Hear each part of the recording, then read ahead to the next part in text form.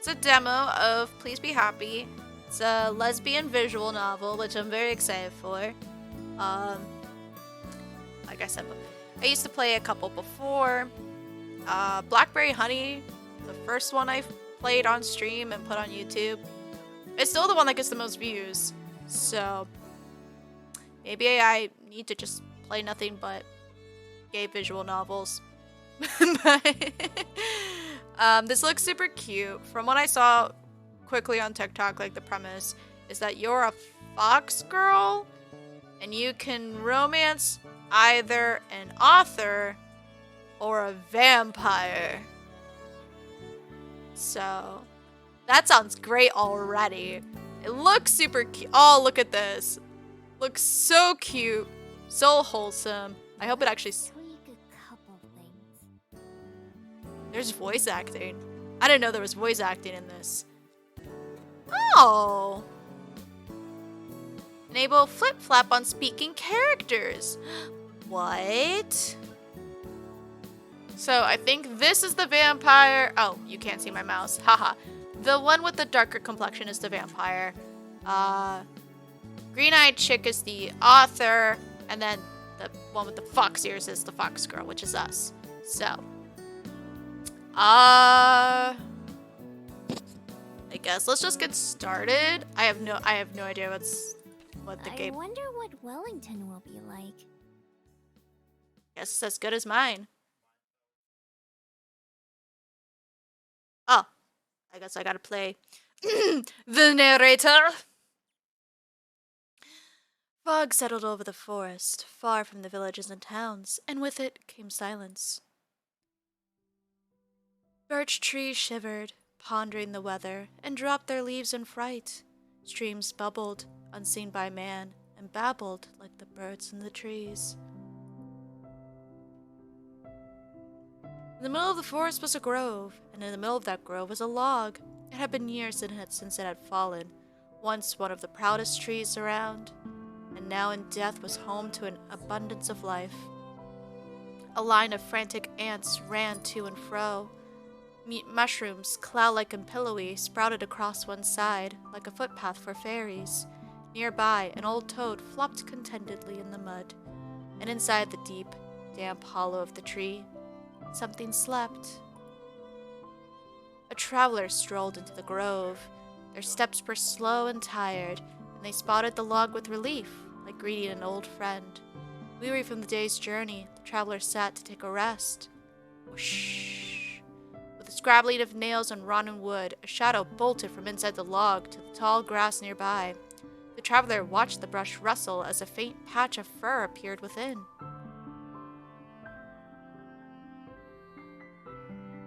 Huh. Maybe just this section is not voiced. Hello there, friend. I didn't mean to disturb you. They held their hand toward the grass, offering a piece of dried fish.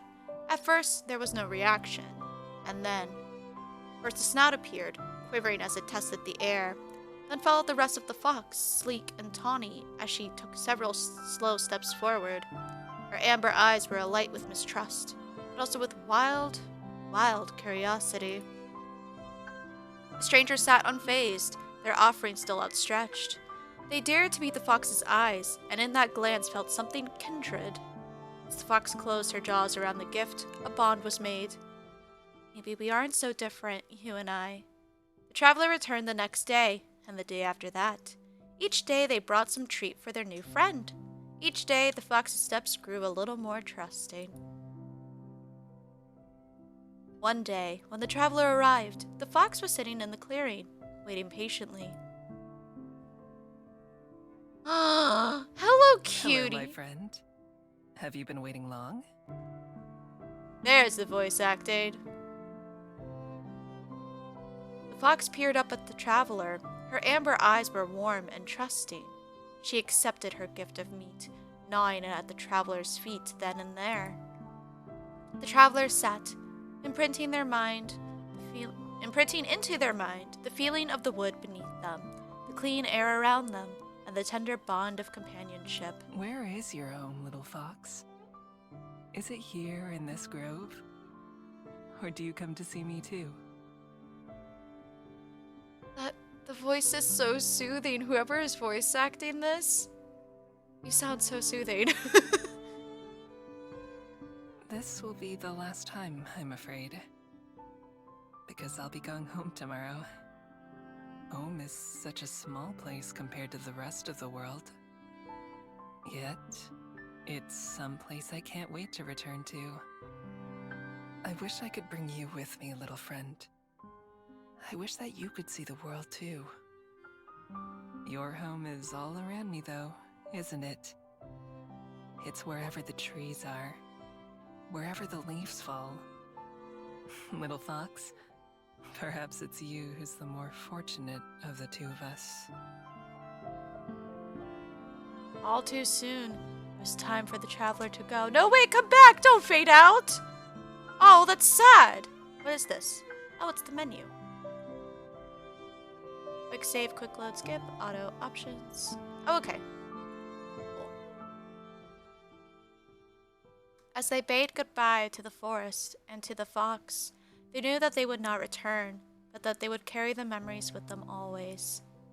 The next day, oh no, I'm gonna be sad. I didn't sign up to be sad. I signed up for the gay. What the heck? The next day, the fox was sitting in the clearing, waiting patiently.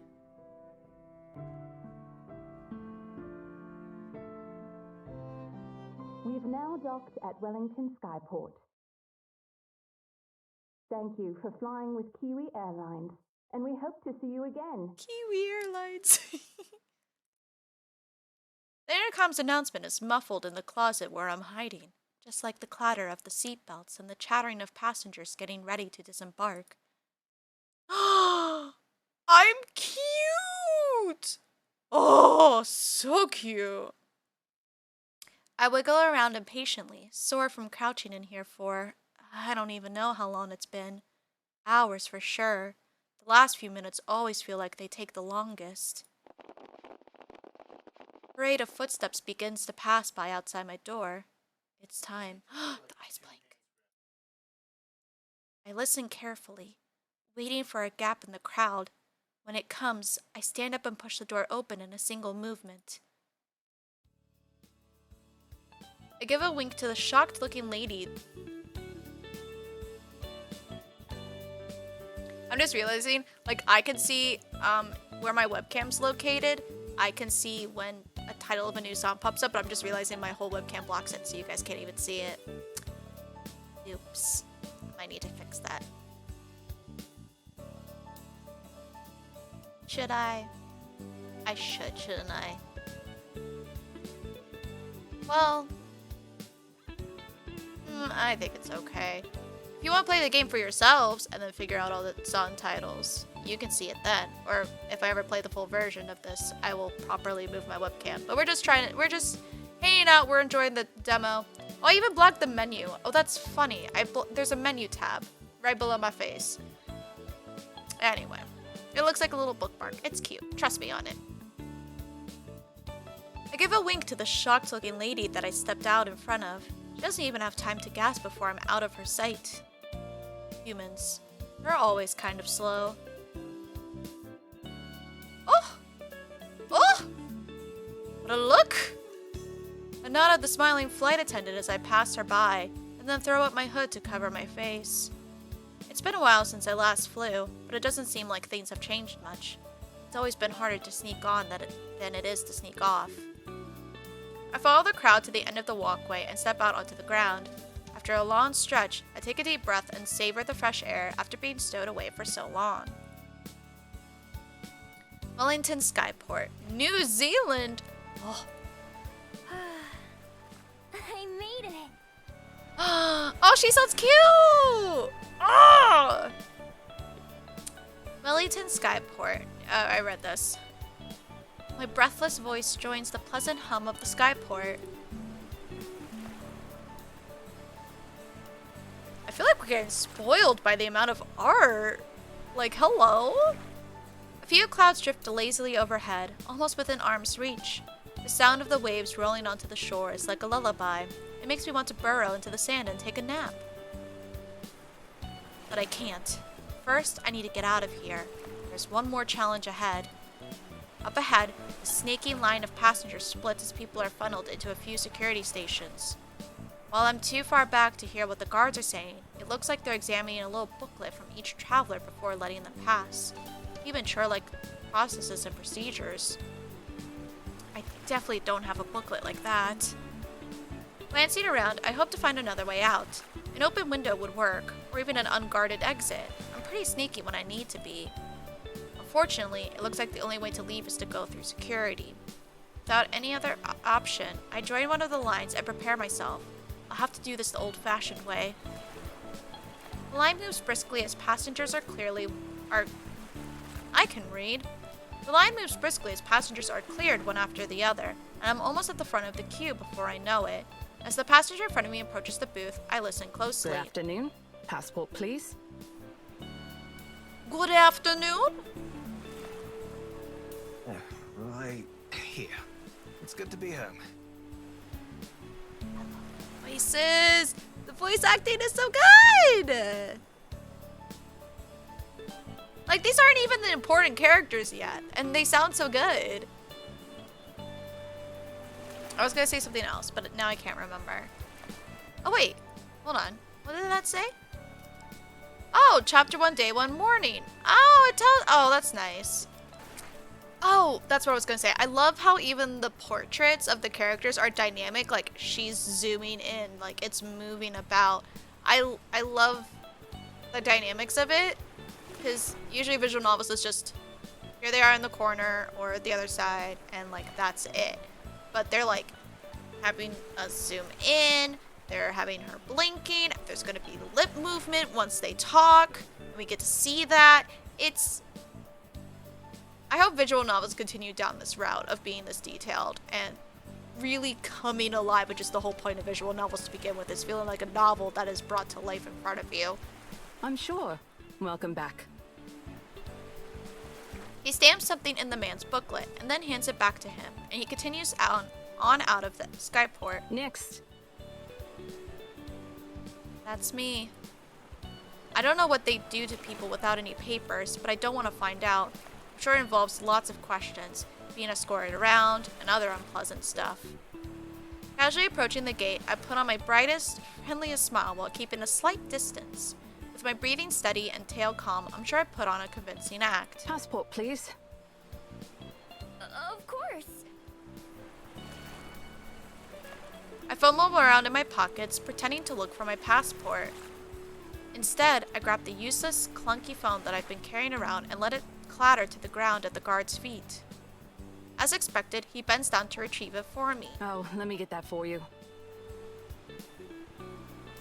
and I make a run for it, bolting ahead and rushing past the security booths as quickly as I can. Hey, you, wait! Stop! He sounded very stressed. Oh, wait, I hope that captures. It looks like this background scenery is like paint stroked. It's not just colors and like blur. It like legit looks like brush strokes on the screen. I hope that's capturing properly because it looks so damn cool. Ah, okay. By the time they realize what's happened, I already have a few seconds head start. My inhuman speed, combined with the natural chaos of the skyport, should also buy me a bit of time. Still, I've got to get them off my tail. Oh, ooh, a map. Okay, hello. Oh, it's interactive. Okay, hello. Yes. Dashing through the skyport doors and out into the road outside, I don't even have time to take in the city. Without stopping for breath, I run into the narrow streets while weaving between cars and shocked bystanders. Being seen by so many people like this is annoying, but it won't matter by tomorrow. Putting the thought out of my mind, I vault over a low wall into the nearby alley and land in a crouch. Oh my god, I suddenly can't read anymore. Out of sight, but for only a moment, I close my eyes and relax my muscles. All feeling disappears except a slight warmth against my neck. Secret weapon. The unremarkable looking necklace is one of my only possessions, and by far the most important. The oddly heavy beads strung around my neck begin to heat up in response to my will, a soothing warmth flowing through my body. My hands and feet begin to morph first, the fur chasing up my arms and legs as they distort and shorten. Oh, she can shapeshift. Oh, that's cool. The sensation was so bizarre the first few times I tried, it's amazing how it's become second nature by now.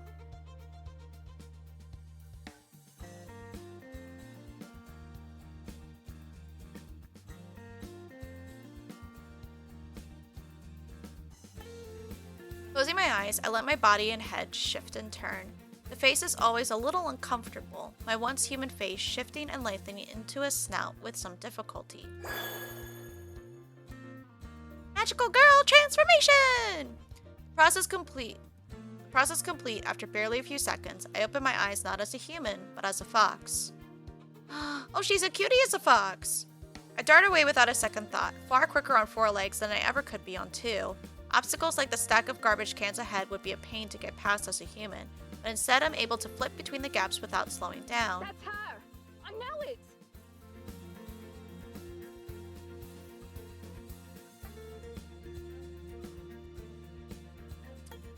I wonder if they haven't seen that it's a fox yet, because otherwise I'm like, do they know about transforming foxes in this world? Like, sounds like the security guard hasn't given up on me yet. I pick up the pace, running as fast as my paws will take me. Ooh, I especially love the eyes. Oh, and it's like 4, 5, 6, 7. I don't know if she's meant to be 7-tailed or if there's like 2 hidden, because that would be interesting if she was like a 9-tailed. 4, 5, 6, but there's 7, so I don't know. I think there's some sort of like there are different number-tailed foxes, but I don't remember what it all means. Is that the pride flag in the background? Oh, technically rainbow, like, well, it's rainbow flag, pride flag, same thing. And I think, oh wait, on this fence, is that like the locks where you like lock your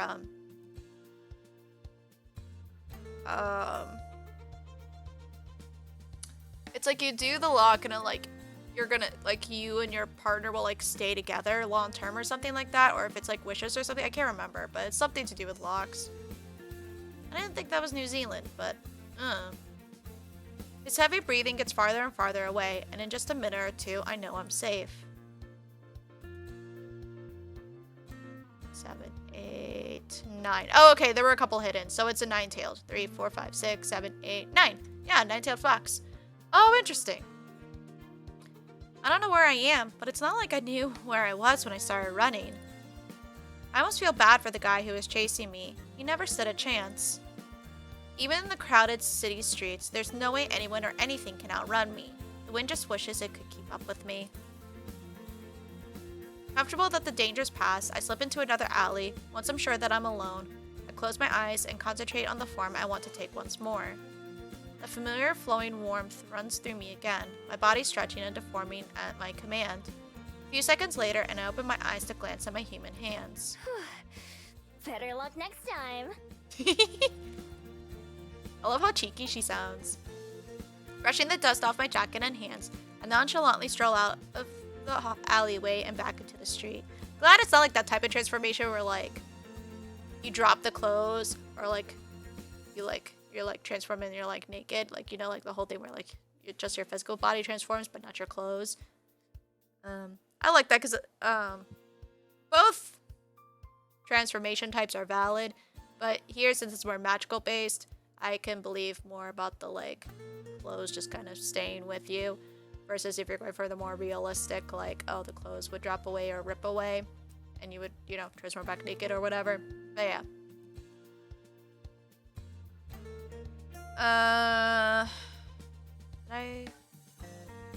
Oh, yeah.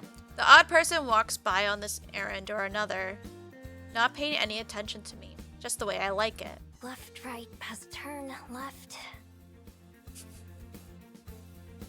Mapping out my path in my head, I look for a way to the main roads. It'll be easier to get my bearings there. I pick turns at random without any real destination in mind. Oh, now it's moving.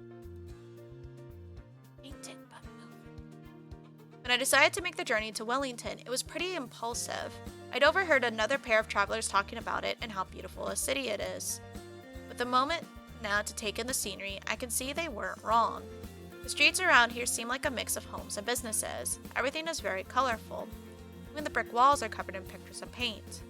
In the distance, I can see green hills that are lined with houses, as well as green hills that are completely empty. There are a lot of hills now that I look around some. 4K colors. All the flowers and stuff. From just a few streets away, the sound of pedestrians and busy intersections floats my way. I head in its direction, taking shortcuts through yards and driveways when it's convenient. In one lawn, a big dog growls at me as I walk past. When I transform and growl right back, he tucks his tail and runs away. Oh, that's funny. After squeezing through one last narrow side street, I finally emerge onto what looks like a main road. There's no cars here, but tons of people on foot. There are brightly colored signs and decorations on most of the buildings. In the middle of the street, there are fountains and benches and trees and all kinds of stuff. The best part is the variety of stores. When I stroll past a few of the windows and peek in, I can already tell that I'll be able to do most of my shopping around here. AKA stealing. There are stores with food, with clothes, and with just about everything else. I don't have any money on me, but that isn't exactly a problem. What is a problem is that it's too crowded. Dodging a couple of security guards is one thing, but trying to escape down a busy street with lots of people could be too much even for me. I'll just have to remember where this place is and make another visit later, after all the shops are closed. Then, a man in a bright coat hurries past me, talking loudly on his phone in a language I don't recognize. He's so distracted that he doesn't even notice when his wallet falls out of his pocket and onto the sidewalk. I notice, of course. Seeing an opportunity, I zip over and snatch it up. Prying open the black leather pockets, I find Score. a couple of bills in what I figure is the local currency. I slide the money out and into a pocket of my jacket. By now, the man is so far ahead that he's almost out of sight. I have to hurry to catch up to him to give him back his wallet, and he barely even says thank you. I should have just kept the whole thing. It'd be like that. It's only fair that I get a little something for myself, since it's not like would have ever gotten it back without me. He would have ever gotten it back without me. Yep, I recognize that. I head back to my bench and inspect my prize. A blue bill and a brown one. These feel sturdy, nothing like the paper I expected. 1, 0, 10, and 5.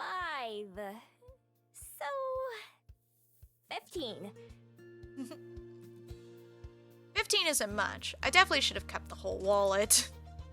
Oh well, at least this should be enough to buy myself something to drink. My thirst is starting to get the better of me, as I haven't had anything since I was not gone to the airship.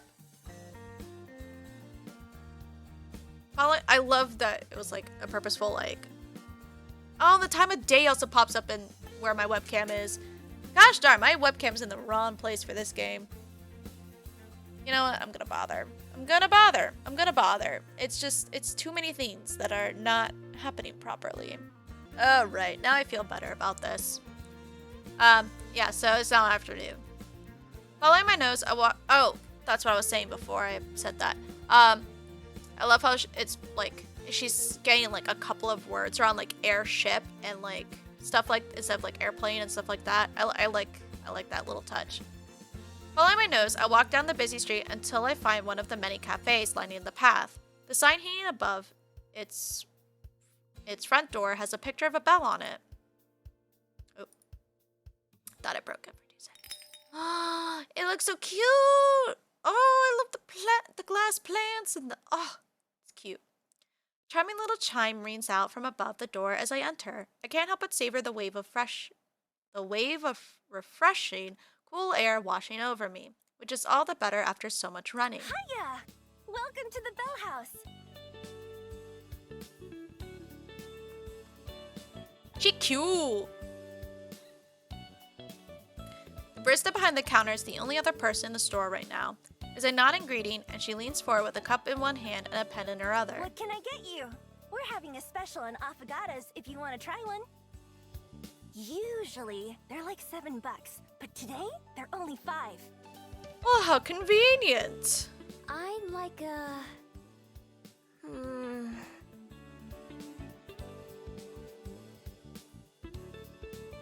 I'm not sure what an affogato is. Isn't that a vegetable? Not wanting to commit to the strange sounding drink, I look at the menu instead. Unfortunately, it's full of handwritten, spindly letters. I can't read a single word, and there are no helpful pictures. Safe option it is. I'll just have a vanilla latte. Ugh, boring. But okay. Name? Damn, the barista had the audacity! Miho. Mihoyo! Just kidding. My first time testing out how that name sounds, and I decide that I like it. Oh, it's my... okay. Oh, so...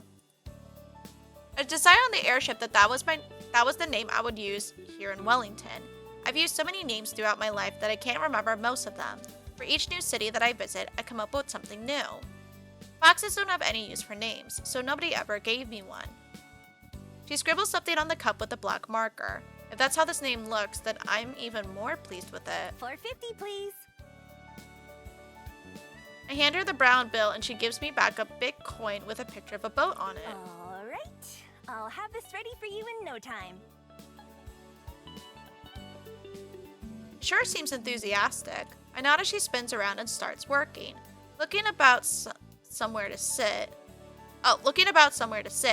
I decide on a seat by the window with the sun pouring in. Near the entrance of the cafe, there's a wire rack with a stack of maps and tourist pamphlets, so I grab one of the maps before taking my seat. This cafe is big and bright, with plants everywhere. They're on the walls, on the floor, and on the ceiling. Most of them are real and vibrant, obviously being well cared for. Even the lights that hang down from the ceiling have glass ornaments with little shrubs in them. Seems like I made a good choice coming here. Any place with a bit of nature in it is more comfortable to me than places without. I guess I should find a place to stay. Looking down to the map I trace the path I made from the port to this cafe. It's useful, but it doesn't really tell me anything helpful about the houses in particular. I'll need to find a higher vantage point. I move my finger along the hills. Oh, I'm sorry, I cannot read today. I move my finger along the hills I noticed from outside, following the little brown path to a patch of green with a little mountain icon. That should work for now. Miho! My ears perk up right as the barista arrives and places my drink in front of me. Thanks! I reach over and take the warm cup in my hand, but the barista doesn't let go. You ready for the rain tomorrow? Is that a euphemism for something? Is that a code word? Huh? It's gonna rain tomorrow. I glance behind me out the window. It's as sunny and blue a day as I've ever seen. How do you know that? There aren't any clouds out there. I'm just good with the weather. Anyway, if you forget, then you'll be sorry. This sounds oddly suspicious. She finally lets go of my drink and heads back behind the counter. People are weird. Does the barista pull that on everyone? Standing on the doorstep, I have my first sip. Oh, this is really good. It's pretty plain, but well made. The coffee isn't too bitter, which is perfect for me. With a moment to myself, my thoughts turn inwards as I sip the warm drink. My first travels were in search of someone, but despite my whole life being spent trying, I haven't made any progress in finding them. So I've taken to simply wandering, go wherever I wish at the time. Oh, they never reunited! Oh. I'd been itching for a change of scenery anyway, so I boarded. Well, snuck onto the first airship that I could. The best part about owning nothing but the clothes on my back is that I can pick up and leave whenever I feel like it. I take a moment to get my bearings and look around. I see a tired-looking person shuffling along the far footpath with a briefcase in their hand. They step outside one of the buildings, take a deep breath, and pat their face a couple of times, and then go inside. They must not be looking forward to whatever's going to happen in there. Maybe they have to fight someone. Though the large glass windows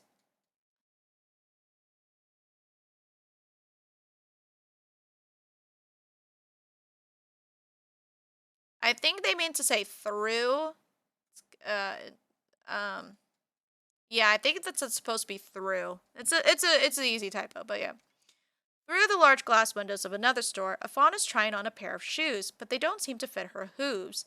The people waiting with her look annoyed. I wonder if she fusses around with her footwear a lot. Oh, okay, so it's because I assumed I don't know if the barista was wearing something just like fancy or not, but I guess she's some type of what bitch? What? Okay, I'm looking at Discord. Hold on. What was I gonna say though? I guess there are animal people just like normally in this world, it looks like. Because I think the barista had something, I thought she was just wearing something fancy, but she could be like an animal person. And now we're talking about a fawn with hooves. Ooh, that looks really good. Oh, that looks nice. I don't blame you. I'm excited for you. Can't wait to see when it's like, is it getting colored and everything?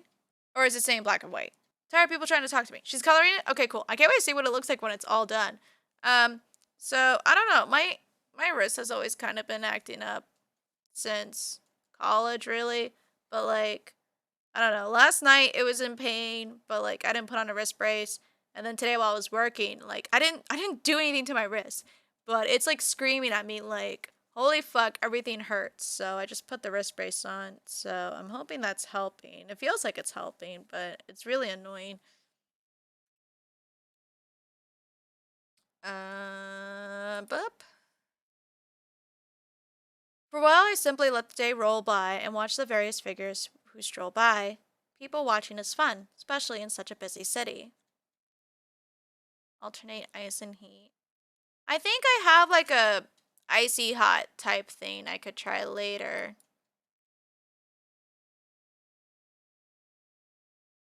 It doesn't look inflamed. I mean, I haven't really looked at it. It's kind of in a brace now, but I can look and see. Eventually I go to sip my coffee, only find nothing coming out. With no more reason to stick around, it's time to go. On the sunlit street, I look about to match what I can see with the map's directions. There's a tall green mountain in the distance ahead of me, which must be the one on the map. It'll be the perfect vantage point for the city. Ideally, I'll find an empty building I can crash in, but it's not necessary. A roof over my head would be nice, but I'm plenty used to sleeping outside under the stars. Sometimes it's better than sleeping in a bed. Encouraged by the plan forming in my head, I set off on the long walk to the summit.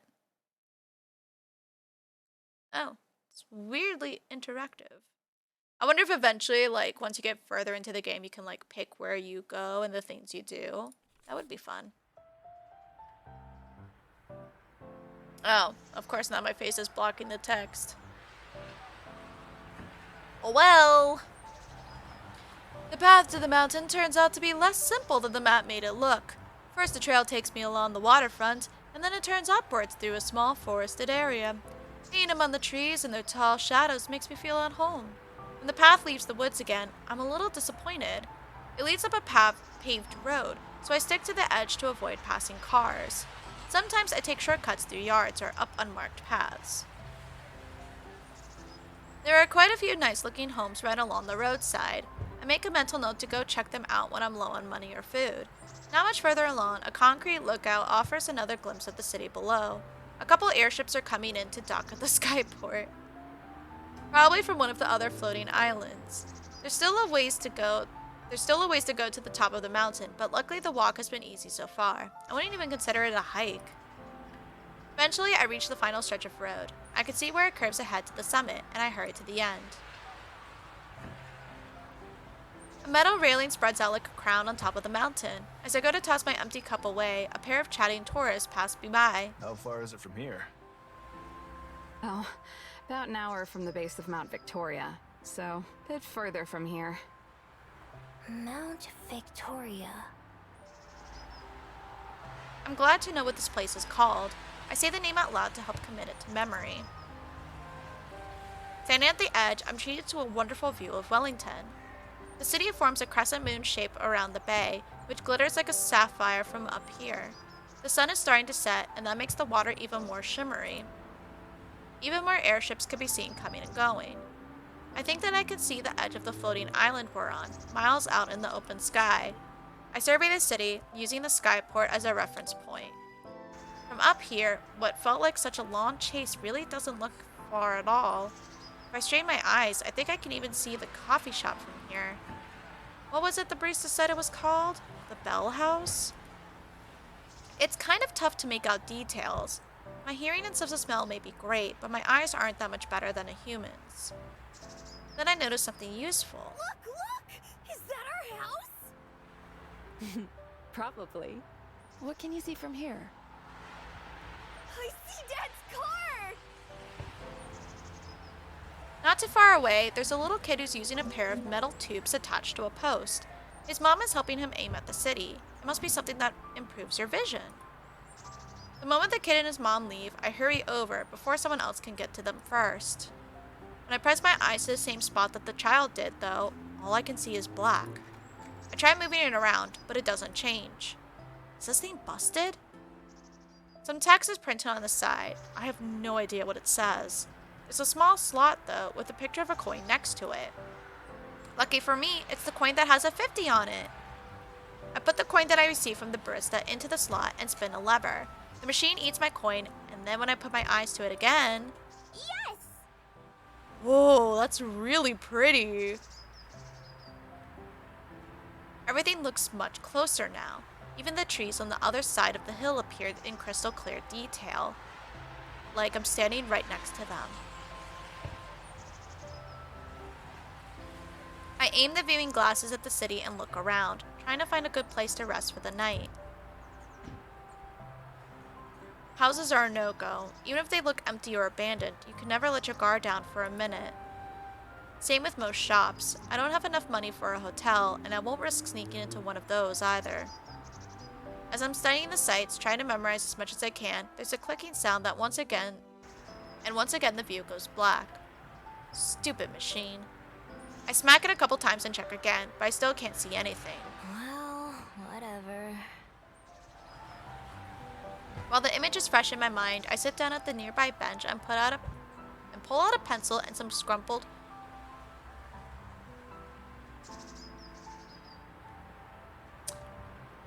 I'm supposed to be an English major, and my reading comprehension is...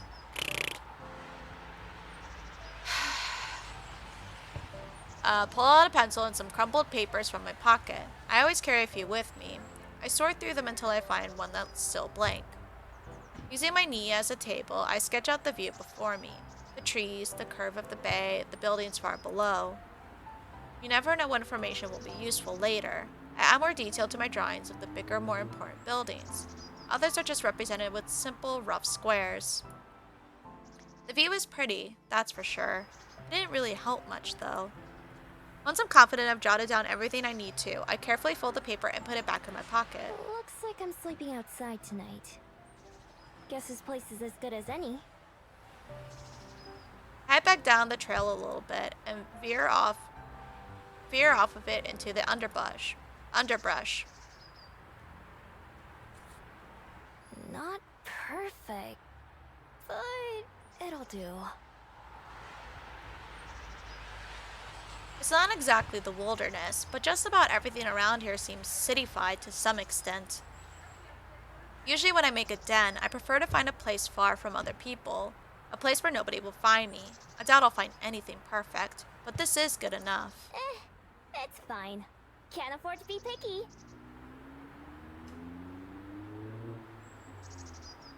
Once the trail I was on is out of sight, I transform again.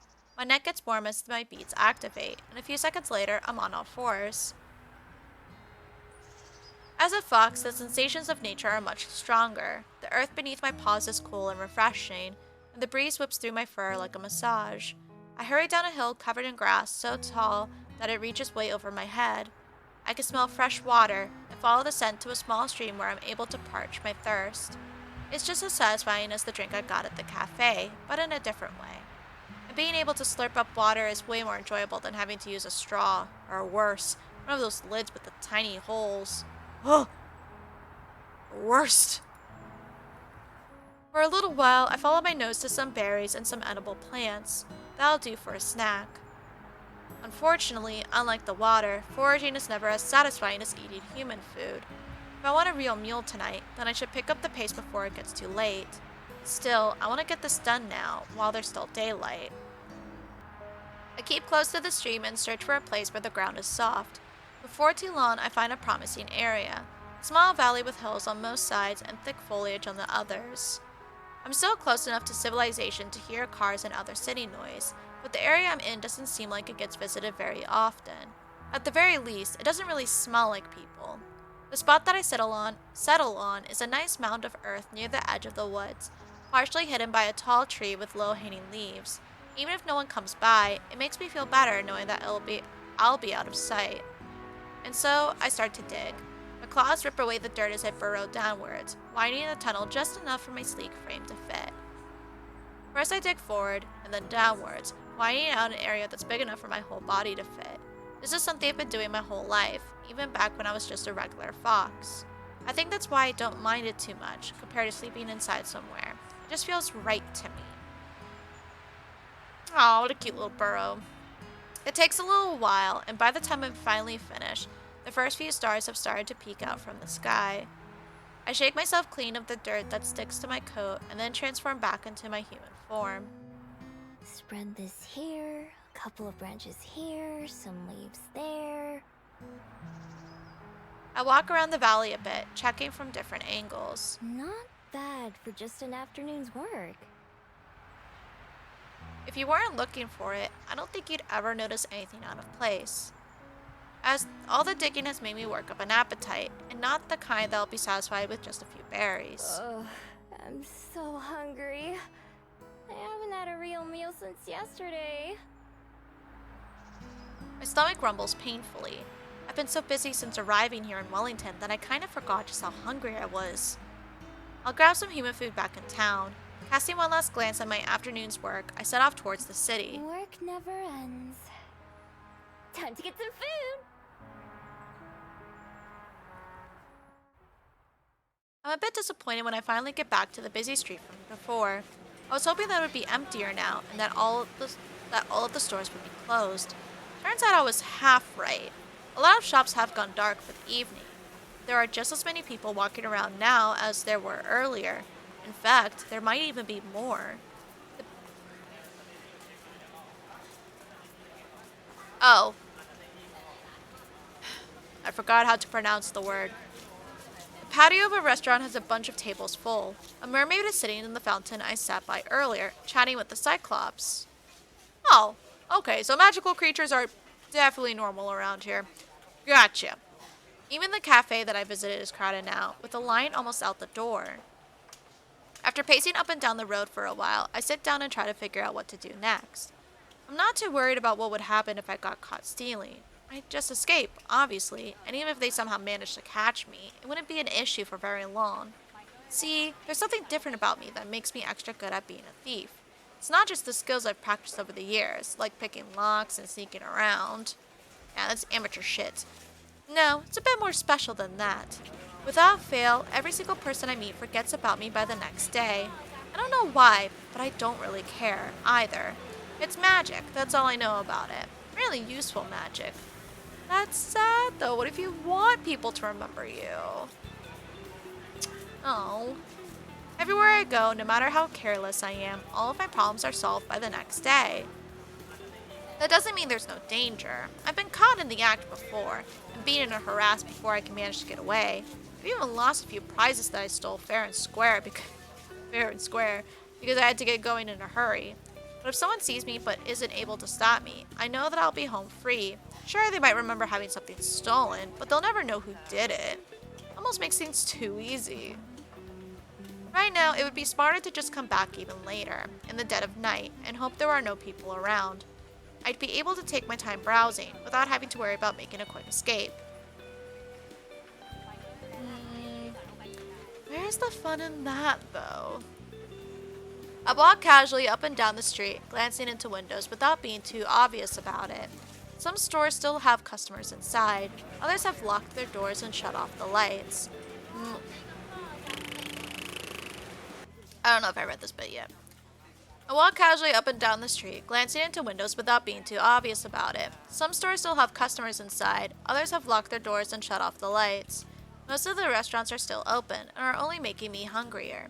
Stealing from restaurants is a bit much even for me, though. I've tried it before, but the cluttered kitchens, as well as all the tables and chairs, make it hard to get around. Plus, I've learned the hard way that there are plenty of hot or sharp things for angry cooks to throw at you as you try to make your way out. Instead, packaged and pre-made foods are my best friends, things that I can grab multiples of at once and stuff into my pockets. If I'm really lucky, I'll find a place with refrigerated sandwiches or salads, or sometimes perfectly good hot food that gets thrown out. You wouldn't believe the kind of stuff that's available if you don't mind sifting through the trash a little bit. It's not perfect, of course, but a hot meal is a hot meal. I know plenty of foxes who've eaten much worse. Target spotted. It's perfect. Small convenience store, snacks lined up behind the front window. Even better, the stores on either side of it are closed too, so there's not many other people in the area. Locked, huh? Not surprising. I head down a nearby alley and find the back door, which is probably where they bring in new products. The alleyway is dark to begin with, and my dark clothing helped me hide even better. I glance around the alley, glad like always for my excellent night vision. Nobody's watching. Nobody's even around. I pull my hood up over my ears and tuck my tail between my legs, leaning against the sturdy door. To anyone not looking closely, I'm sure I appear as nothing more than a shadow. I dig around in my pocket until I find my trusty lockpick, and then set to work on the door. It isn't a complicated lock at all, just a regular keyhole. With a click, the latch springs open just a few short moments later. Bingo. Huh? I try to tuck the door towards me, but there's a chain on the inside that keeps it from opening very wide. There's no way a human could fit through the gap, but it would be easy for a fox. First, I sink away for a bit, idling on the nearby street like a regular pedestrian. Wait to see if anyone shows up, just in case I triggered a silent security system. After about 10 minutes, I decide it's safe. I transform under cover of darkness in the alley and slip into the building before transforming back. The shop isn't very big, and the receiving area is just a small hallway with a few boxes of soda and candy bars on the floor. I grab a couple of my favorites and shove them into my pockets. When I creep into the main area, I make sure to stay low to the ground, trying to avoid being seen from outside. I'm not exactly hidden, but as long as I don't stand up, I shouldn't attract anyone's attention. I move fast, cramming as much into my coat as I can. Cookies, protein bars, popcorn. I'm not very picky. Oh, popcorn sounds really good right now, though. Or at least emoji. Ugh. When my coat starts to feel pretty heavy, I grab a plastic bag from behind the counter and transfer some of my loot into there. I also take a few bottles of water and sports drinks from the coolers. Just as I'm about to leave, I spot a few of those coveted plastic-wrapped sandwiches that I was thinking about earlier. Jackpot. I fill my bag with sandwiches until it's almost overflowing, and then I head back out the way I came in. In total, I was in and out in under 5 minutes, and I've got enough supplies to last me several days. When I step into the alley, I glance around in both directions, making sure no one saw me emerge from the store. I don't see anyone, but my neck prickles as if someone is watching me. I sniff the air, but don't notice anything out of the ordinary. Nothing that wasn't there before. Still. Suddenly, there's a flap of wings, and a bat flutters past me from out of the shadows. It goes right over my head and disappears from sight up the street. Oh, that's it? But what if it's the vampire lady? What if vampires can probably turn into bats in this one?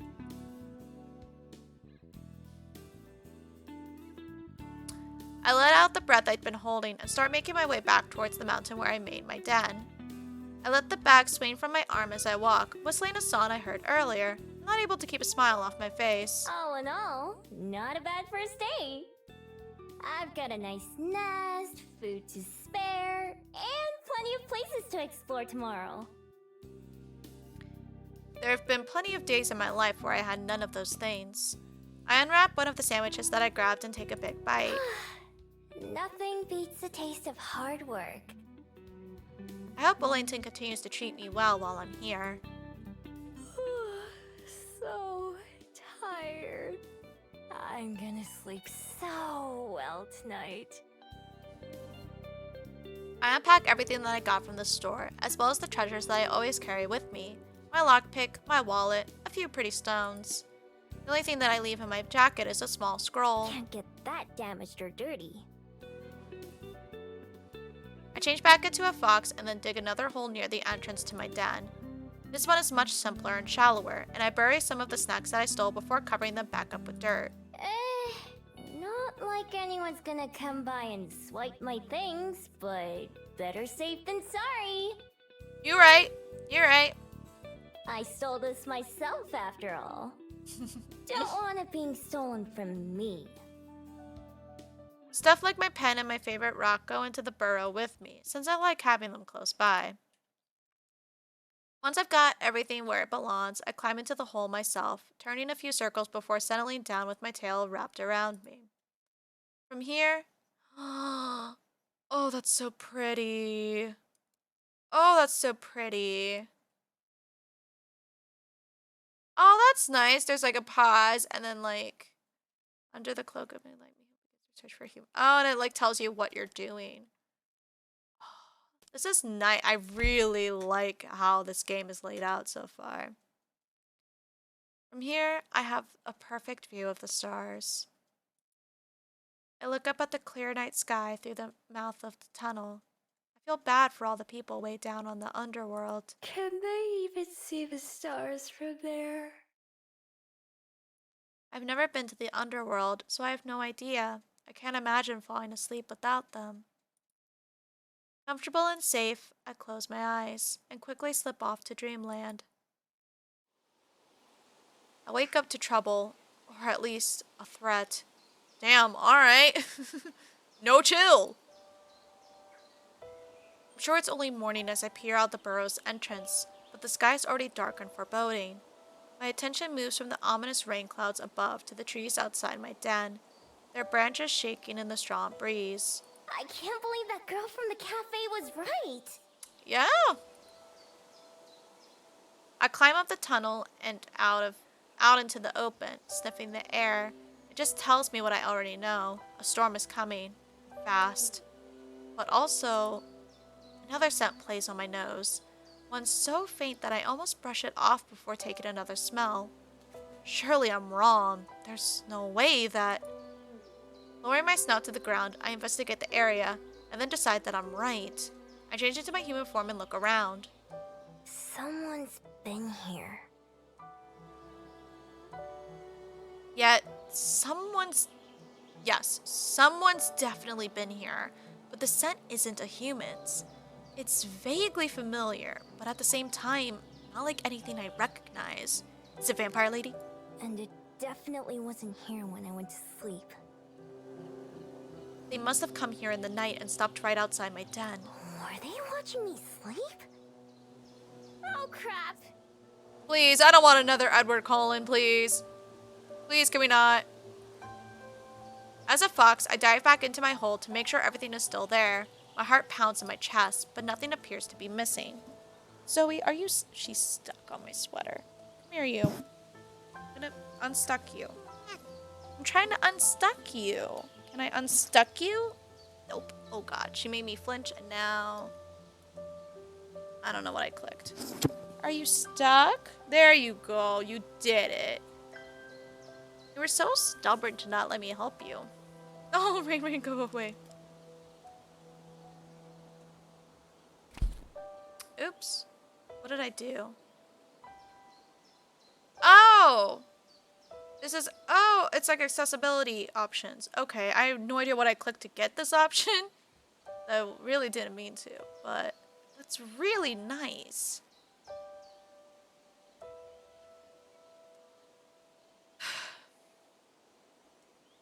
My heart pounds in my chest, but nothing appears to be missing. I also checked the spot where I buried my stash from last night, but that hasn't been disturbed either. I breathe a sigh of relief. If any of my stuff had been stolen, I'd be so mad.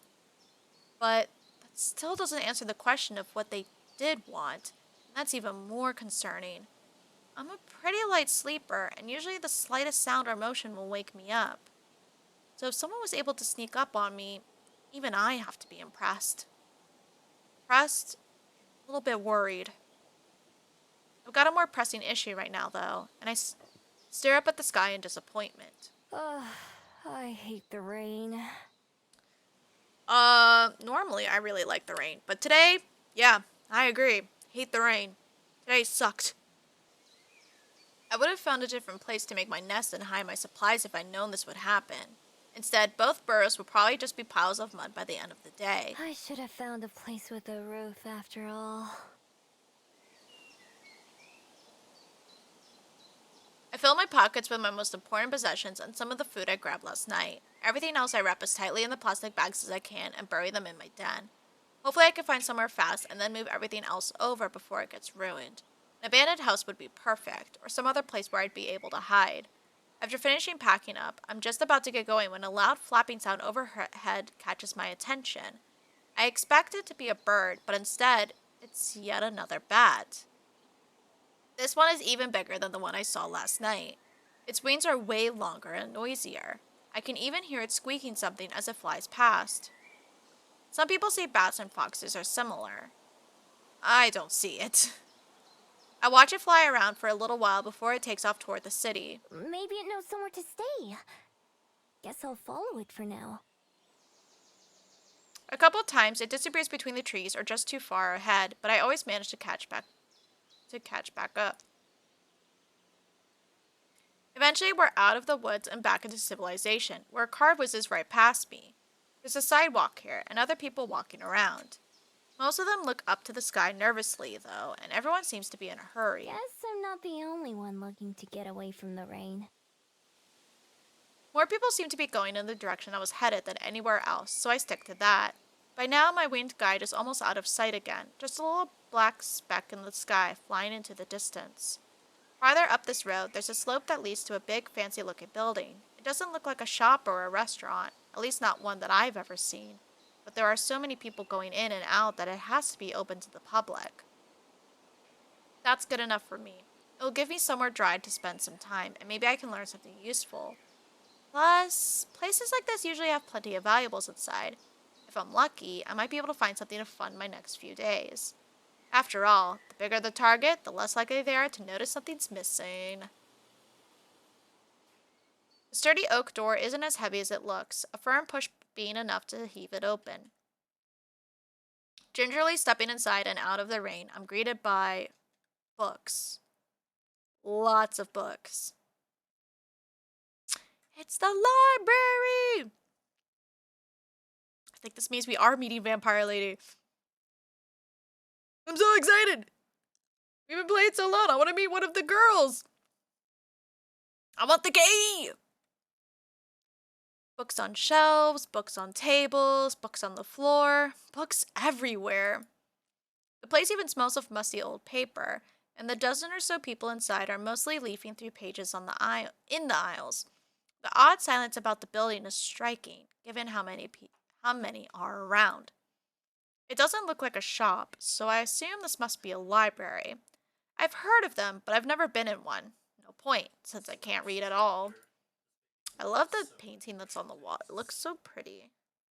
But it's warm and cozy and very dry, so it'll do just fine. Okay, bye, cat.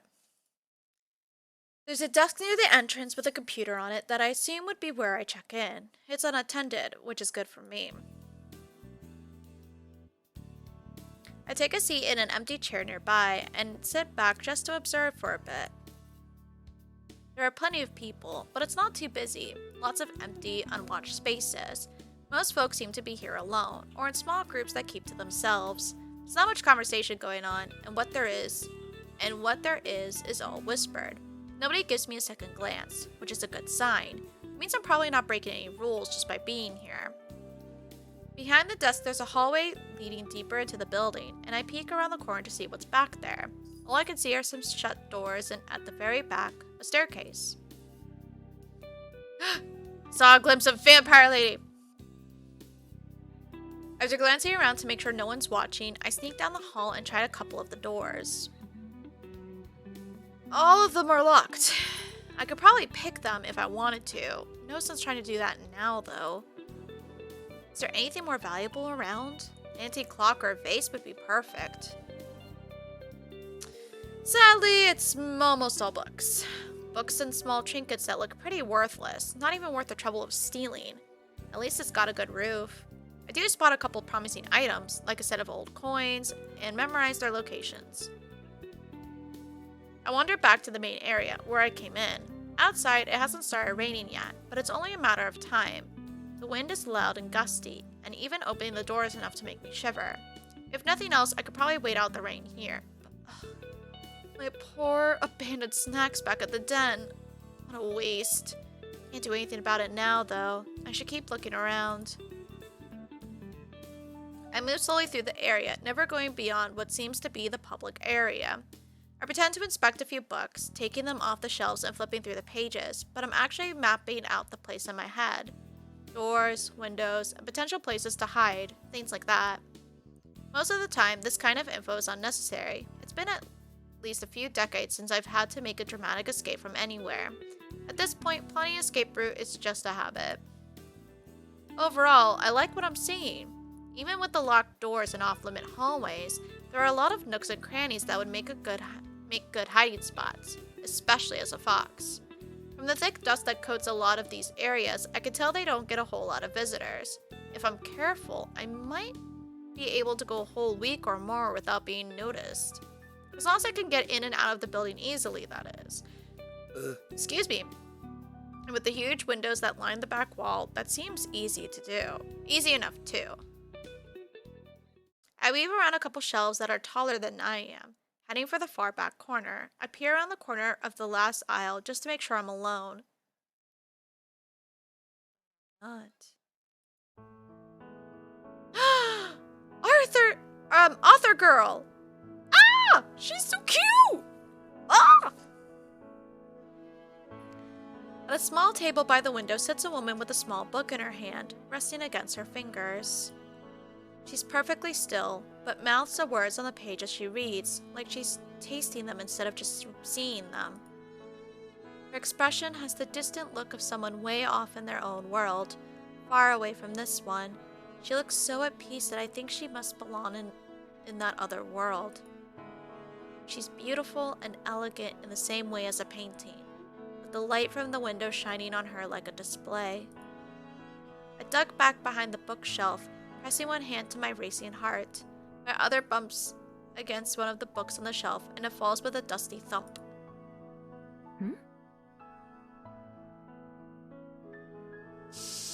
It's finally getting gay! I don't know if I can handle. Cursing my clumsiness, I silently back away in case she decides to investigate, but she doesn't leave her chair. I suppose it's nothing. She has a cute-ass accent. Oh, shut the front door. Shut the front door. She turns and gazes out the open window. At what? I don't know. A moment later, she returns to her book and leaves this world again. I stay hidden, my face still burning a little bit. Yes, I think this will be the perfect place to spend some time. The hat! Ah, it's even cuter!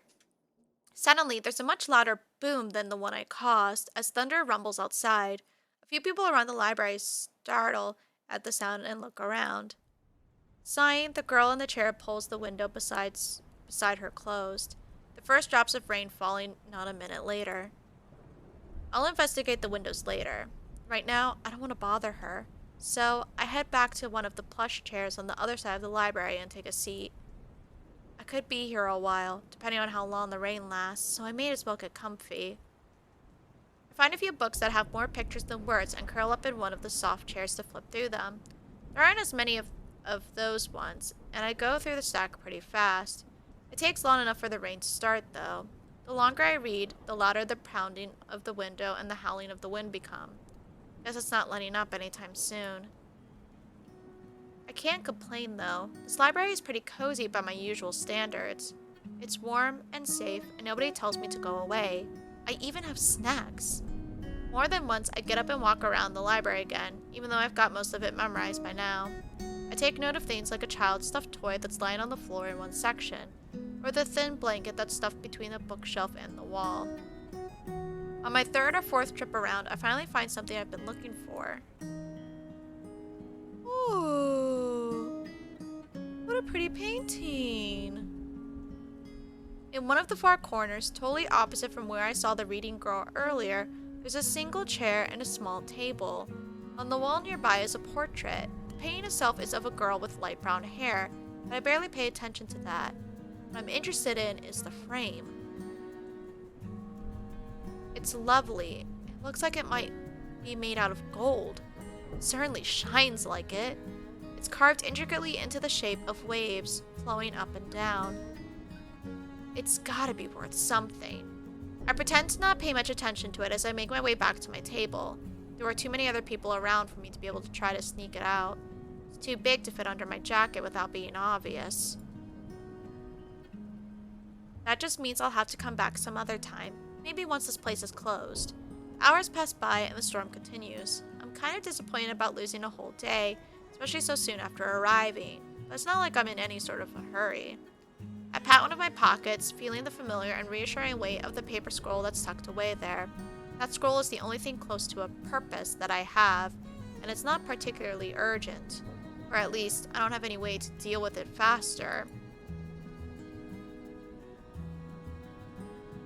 Spend a long time reading.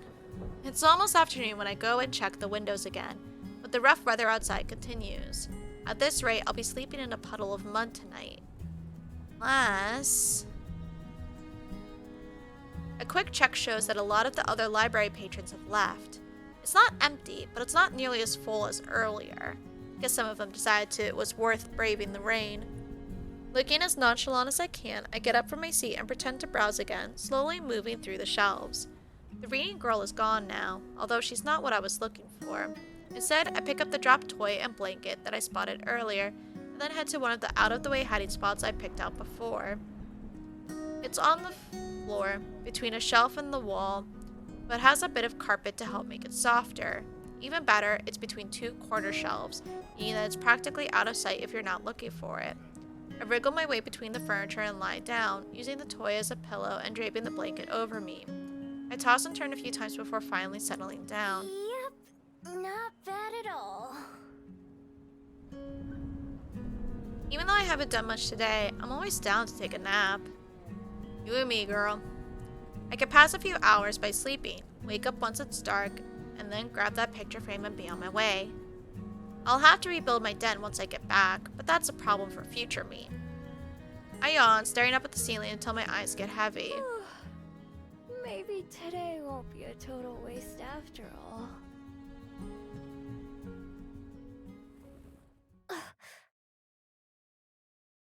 The soft sound of cloth rustling wakes me from a dreamless sleep. How did someone sneak up on me twice now? I don't know how long it's been. The sky outside has darkened significantly, and now stars twinkle outside the window. Vampire lady? There's no time to react as the sound comes closer. I hear no footsteps, but suddenly a woman steps into view.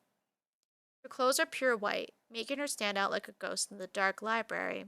Her cape rustles again as she reaches towards one of the shelves. One of the shelves I'm hiding behind, to be precise. Gingerly, she moves two books to the side and then slides another book into the space she created. She handles them like precious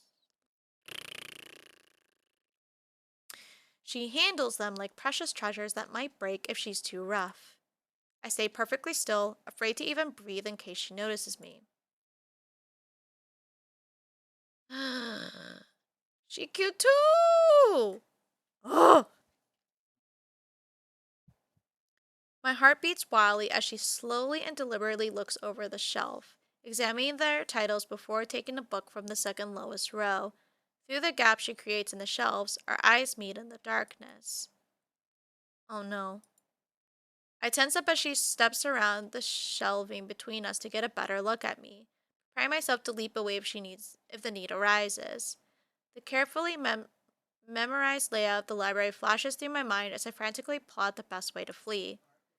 Even as I prepare my escape, I could see her taking in everything about me. The stolen blanket, the makeshift pillow, my generally disheveled appearance. She opens her mouth, and I brace myself for the verbal attack that's sure to come. Hello there.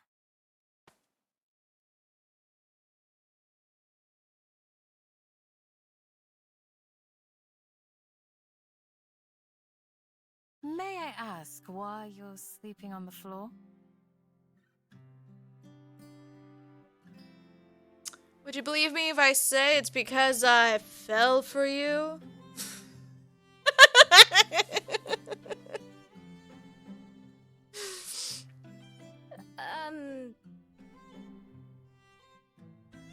It doesn't matter what I say. Just distract her enough to get away. I don't have anywhere else to sleep. I thought so. Stop! She leans down and offers me a hand. I look at it warily.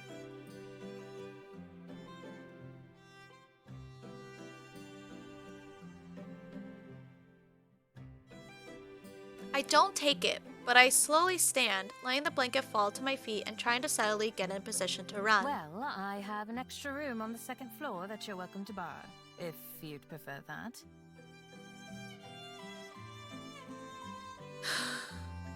Can it not be temporary? Otherwise, you're more than welcome to remain here, on the ground. I apologize for waking you.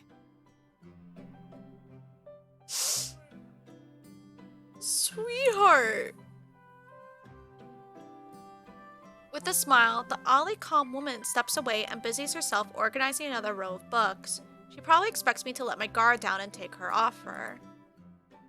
I'm just a stranger, someone who broke into her library. There's no reason for her to treat me kindly. My years of experience, and there are plenty of those, tell me it's a trap. Thanks, but no thanks. I'll just be going, actually. Sorry to bother you like this. No! I don't want to leave her! She even did the... And it was so cute! No! Go back! I hurry past her, shoulders tense as I expect her to grab me or try to stop me. She doesn't, though. No! You made her sad! How dare you make the waifu sad? How dare! The one time I glance back, she's watching me with a strange expression that I don't recognize. When I get outside and away from the library, I breathe a sigh of relief. Whew, that was close. I'm not falling for that one again. I think that's a lie. Last time I let someone feel sorry for me and accepted a place to stay, I woke up to them trying to empty my wallet. Oh, damn. I may be a thief, but at least I do it honestly. I wouldn't try to trick someone like that. Honest thievery. That wasn't the first time someone tried to fool me and take advantage of me either. Still, it's a shame to lose such a nice hiding place. Maybe I'll give it a couple days for that woman to forget about me, and then try again. If she wasn't lying about there being an empty room on the second floor, then maybe I could sneak into there. I like that plan. I like that plan a lot. Only because then I feel like the other woman's just gonna know. She'll be like, okay, cool. Tonight, though, I'm on my own. Shivering, I wrap my coat and tail lightly around myself as I think about what to do next. The rain has stopped, although it's still cold and cloudy.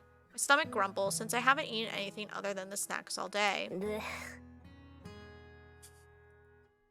I may as well get it over with and go check on the status of my den. Well, it could be worse. It's bad. It's not as bad as I expected, which is a pleasant surprise. What's a little mine? It'll be just fine. I swapped to my fox form to prod around. The entrance has caved in a little. But after I scoop that out, I find that the rest of the tunnels and main room are relatively intact. Old as hell, but intact. Seems the trees protected the den from a lot of the rain. It takes me a while to find the spot where I buried my stash, since the stick I used to mark the spot got washed away.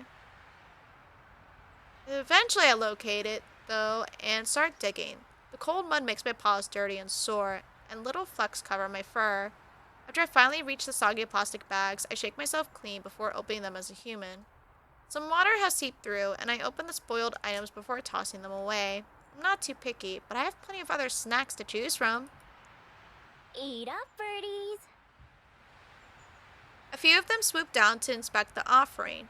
I scarf down a quick meal of cookies and unwarmed soup, along with some cold water from the stream. At least the water is satisfying. Then, even though I just woke up from a nap not too long ago, I shift back into my fox form to crawl into my den and curl up.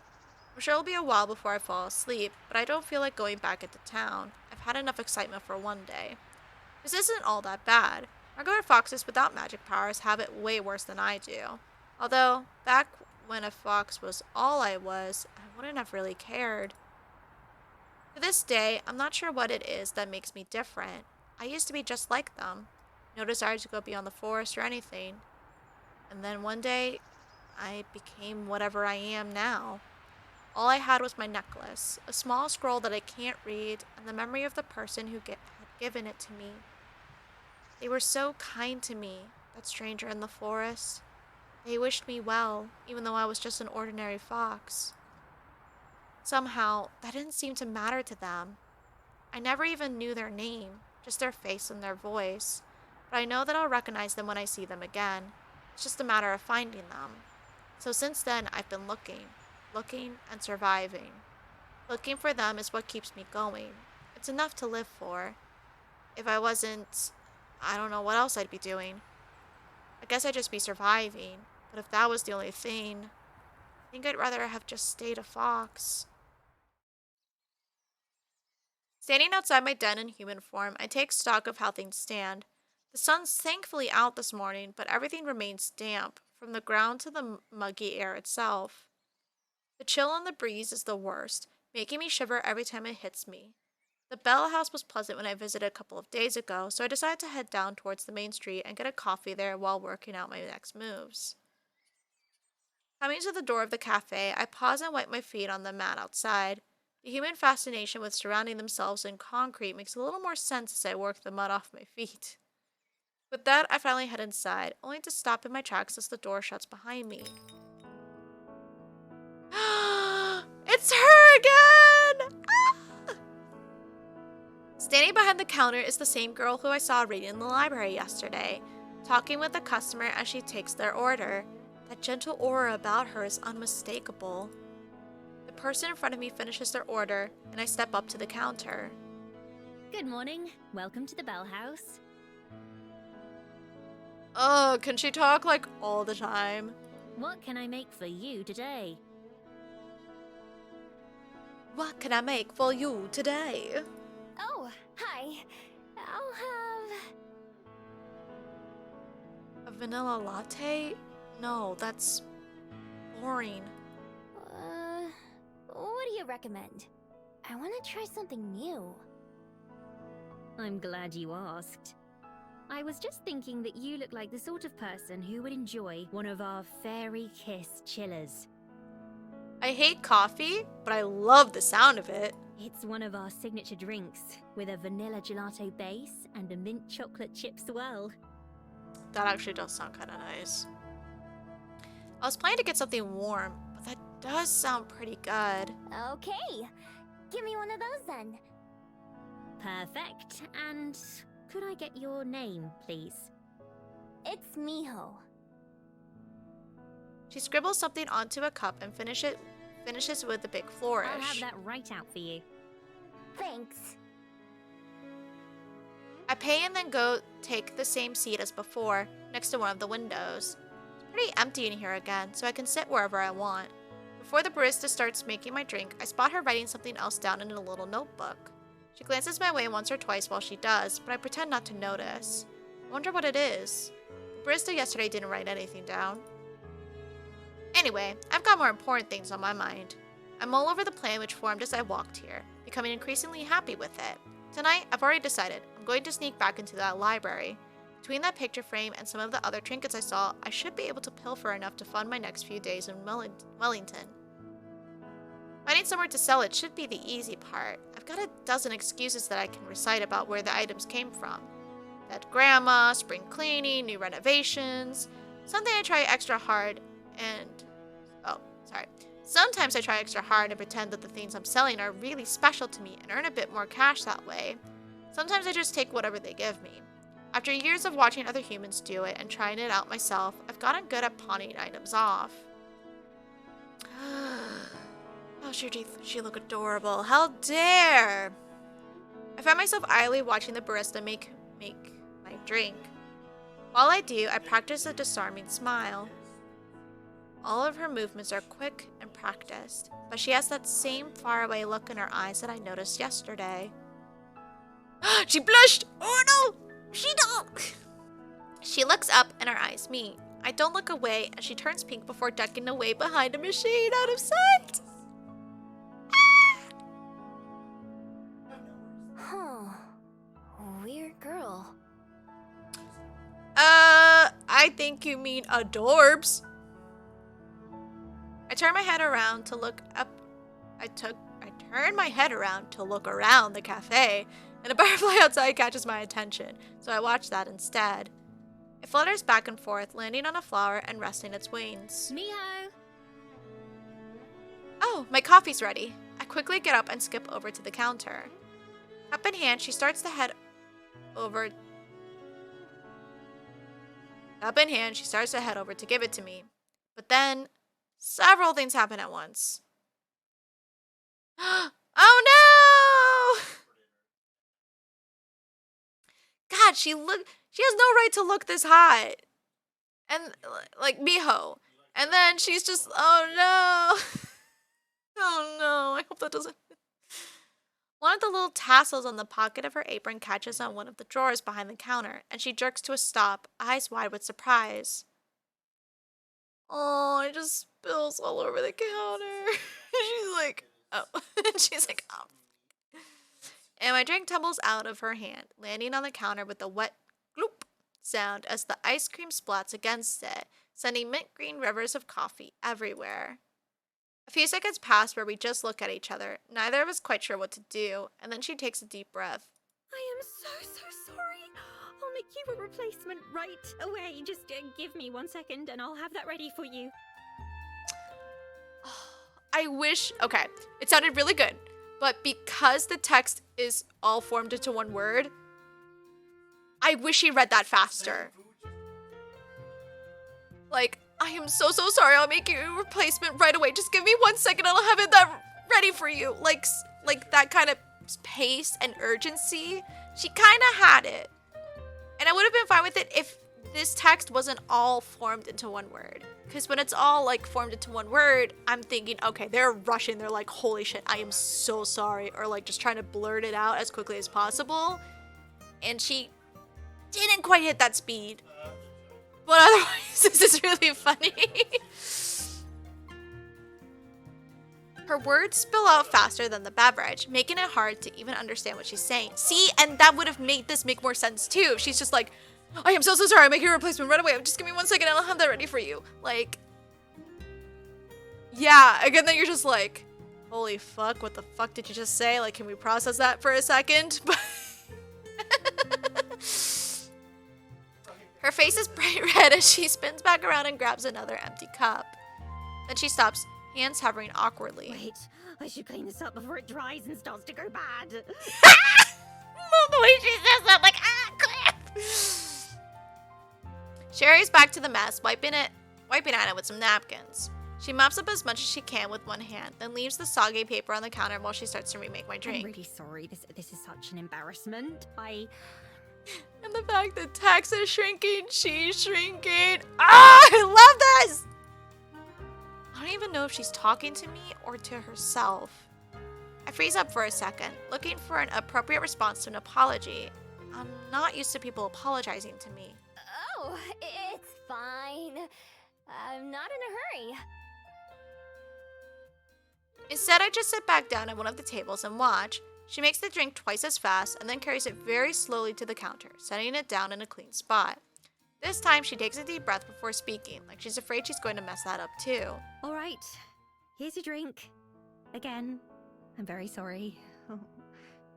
Oh, the little... Oh. After. This is your first time here, isn't it? I hope it doesn't leave a bad impression. Second, actually. Yesterday was the first time. How'd you know? I make an effort to remember as many of our customers as I can, as well as their favorite orders. I believe you can learn a lot about a person from how they drink their coffee. Well, that's too bad for her because she won't remember me at all next time. Oh, that's right. Oh no. I take a big sip of the drink she made for me. It's creamy and rich and sweet all at the same time. Whoa, this is really good. It's kind of like a milkshake, but not. But it's not like coffee either. Yes, exactly. I'm very glad that you like it. It's one of my favorite beverages that we serve. In fact, the recipe was my idea. Ooh, we've got a smarty. Whoa, they should put you in charge of all the recipes. She smiles again. Seems like she's gotten over the crisis of the spilled drink already. Thank you. I'll make you another one of my favorites next time, if you'd like. Totally.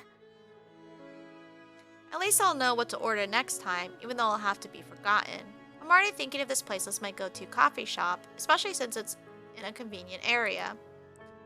With tasty drinks and cute baristas, ooh, I don't have a reason to go anywhere else. You are correct. Knocking sound from the employee area gets both our attention. Hey, Aspen, can you set another batch of croissants? Oh, sure. I'll be right there. She calls back over her shoulder and then looks back at me briefly. Have a nice day, Miho. You too. With a wave, she gathers the trash from the cleanup and throws that away before disappearing into the back. So her name is Aspen. That's a pretty name. I'll have to try and remember that. Getting up from my seat, I decide to head back outside for some fresh air. Sipping my fairy kiss chiller as I go, I head out the door and onto the increasingly busy main street. I already know my plans for tonight, but I've still got some time to kill before then. What should I do? Oh, there's... Wait, what? There's main story progression, new side story, continuing a side story, dates and romance, special event.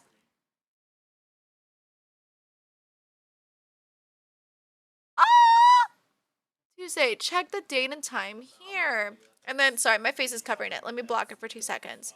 It shows you like the main story, library, kill time until night, and then side stories. There's exploring the beach and Mount Victoria. Switch between a list of stories and a list of locations here. Oh. Okay, let me read this though. Welcome to the world of Please Be Happy. On the map, you can select locations to visit and spend time in. Just take note though, most locations will pass time. How you experience the story will be up to you. Events that will pass time will be marked with a clock. Some events will only show up at certain times and on certain routes. For today, you can see all the events, but in the future, you'll have to pick and choose how you spend your time here. Like any... Oh, so for the demo, we can like see everything. But for now, oh my gosh, I love this. Oh wait, save. Harry Kiss Chiller. Okay, so we can... Okay, so normally we would be able to see everything, but we can't see everything. Oriental Bay, Mount Victoria, Den, Cuba Street.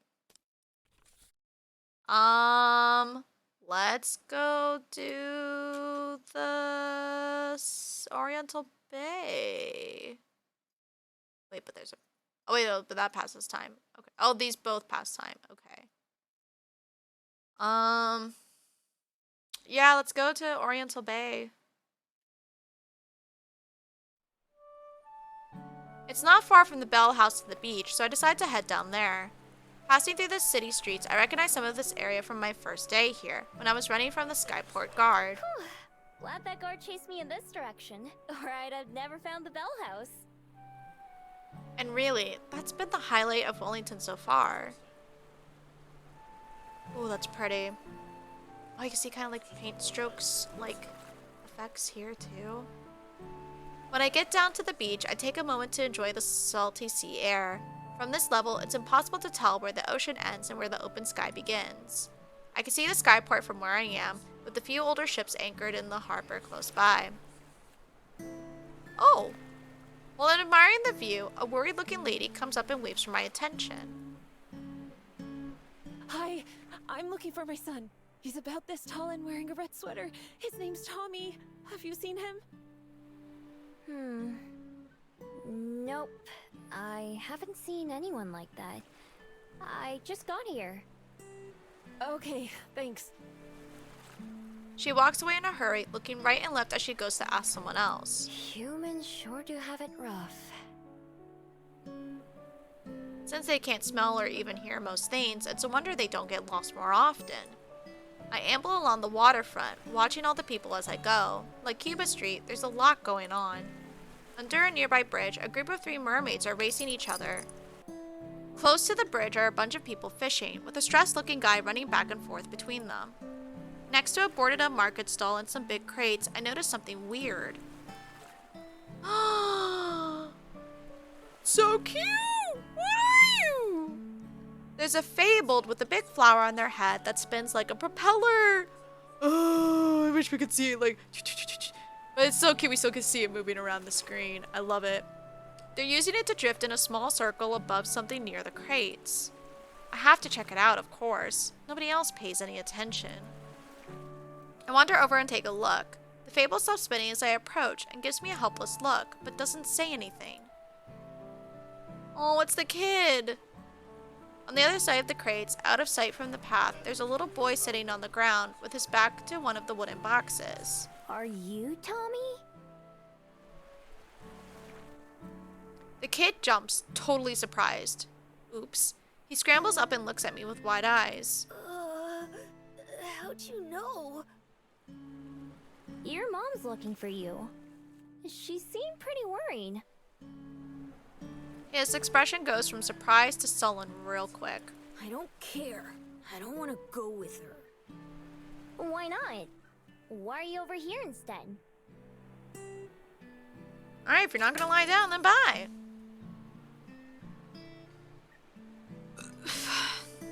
Cause I'm hiding. Oh. Okay. It's a pretty crummy hiding spot. I mean, it's totally open on 3 sides. I don't say that, though. Instead, I look up at the fabled floating overhead. It looks almost as glum as Tommy. Who's that? That's Jerby! You mean you can see him? I can. Is that weird? Mom and Dad can't see him. They think I'm just making him up. He doesn't talk, but he's real. I love that his eyes are glistening like, you can see my friend! Jerby waves from high up. He kinda gave away your hiding spot. I saw him from the road.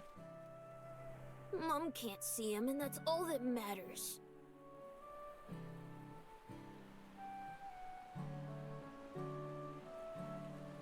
Why are you hiding from her? 'Cause... Tommy sits back down and scratches at the dirt with the rock. Guess he doesn't want to talk about it. I'm always happy to end a conversation. Well, good luck. I started to walk away. He doesn't seem like he's in any danger, and I don't want to get blamed for him hiding in the first place. Hey, wait a minute. Oh, it even shows like she's getting out of focus because she's leaving. Oh, this is clever how they use the screen. I turn around. He's already standing up again. Are you gonna go tell her where I am? Oh, well, never mind. Mom found you. Before I can answer, his eyes get huge again. Tommy, there you are. I have to turn around again. This time, it's the woman from before. She's already flying past me over to Tommy. Are you okay? What were you doing? Don't you ever run off like that again. Oh, I'm just glad you're safe, though. Her voice goes up and down between relieved and angry. She has Tommy in a tight hug, but he's just staring forward grumpily. Gerby is flying in distressed circles again. Finally, the lady turns to me. You found him, right? Thank you so much. I was so worried.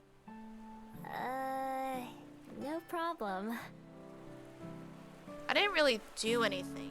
I did find him, but so did she. Guess she's not thinking about it much. Come on, Tommy, let's go home. We'll talk about this there.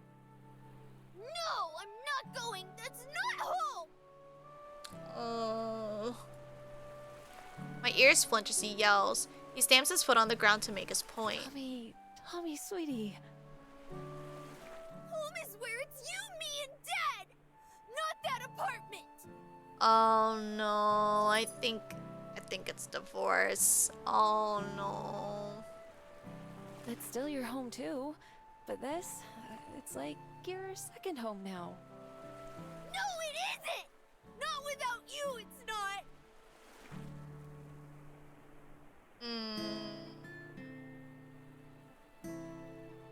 Do you and Dad really have to get Tommy, who is already sniffling, can't keep from breaking down and crying as he throws his arms around his mom and hugs her back. I don't want you to go! I get the impression that I should probably leave. Normally I'm happy to be nosy and listen in on things, but right now seems kind of awkward. Neither of the humans notice me leave, but Gerby the Fabled sadly waves goodbye as I head off. I wonder what makes him stick around. I've never seen a Fabled like him before. Not being able to be seen by certain people sure sounds useful though. I don't have to go far before the sounds of Tommy and his mom talking are drowned out by the noise of the waterfront. I easily fit into the crowd of people milling about. Being able to live a life that no one notices is close enough to being invisible. I'm pretty lucky I don't ever have to have those kinds of tearful conversations or panic about someone missing. No, being part of the crowd is just perfect for me. I stand at the concrete and admire the ocean until I've had my fill, and then I start wandering again. Now let's go to this other event. Actually, let me save real quick. It's like, does going to those areas like do anything?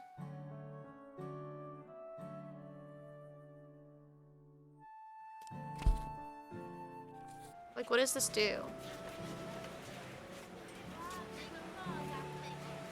I wonder if it's just like a thing you can do, but hold on.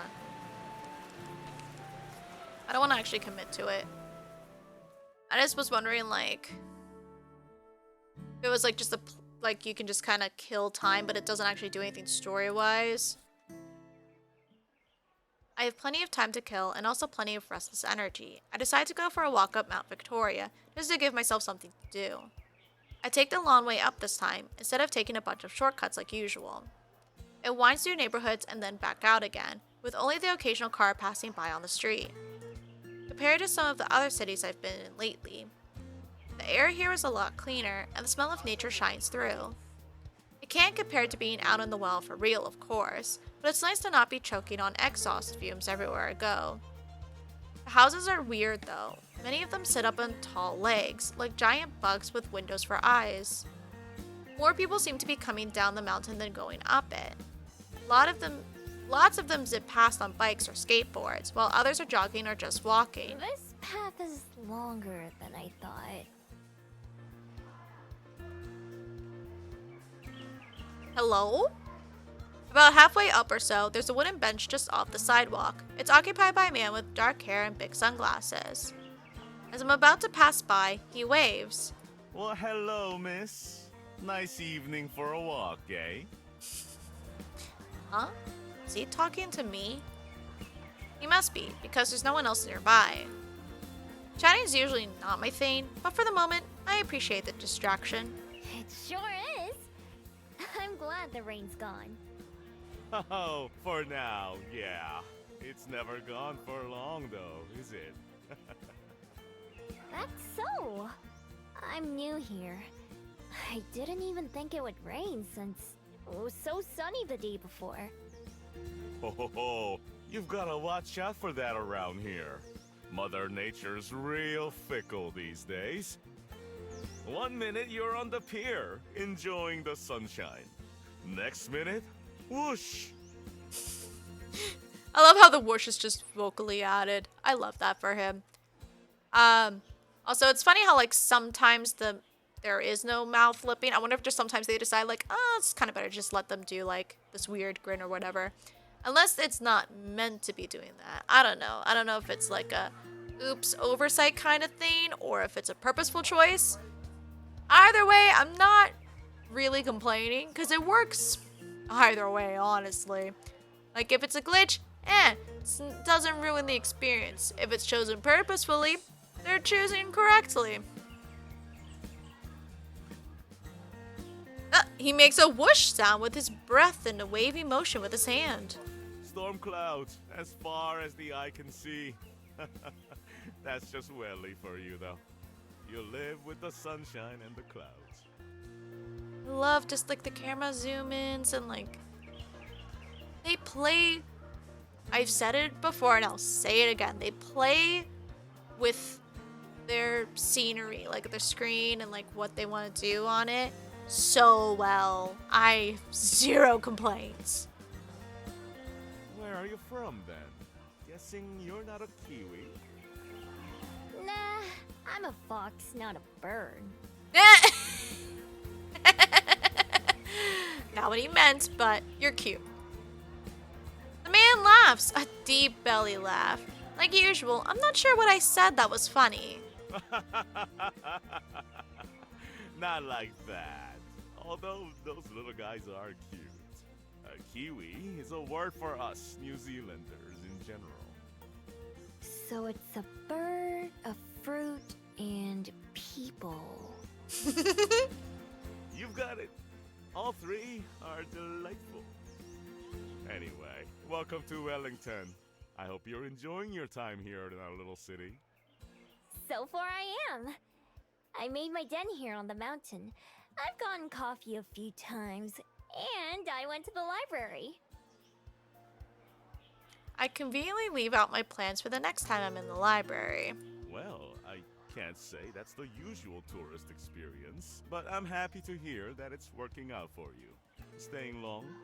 I love how just, like, for the side comment, like, her facial expression changed to be like, and then she's like, back to her, It's, Probably. I decided to come live here, but I'm still getting to know the place. So, maybe I'll change my mind. A true free spirit, eh? I felt the same way when I first got here, long time ago. Didn't think I'd settle down for life, but here I am now. Lived more years here than everywhere else in my life. It can't be that long. You don't look very old for a human. No?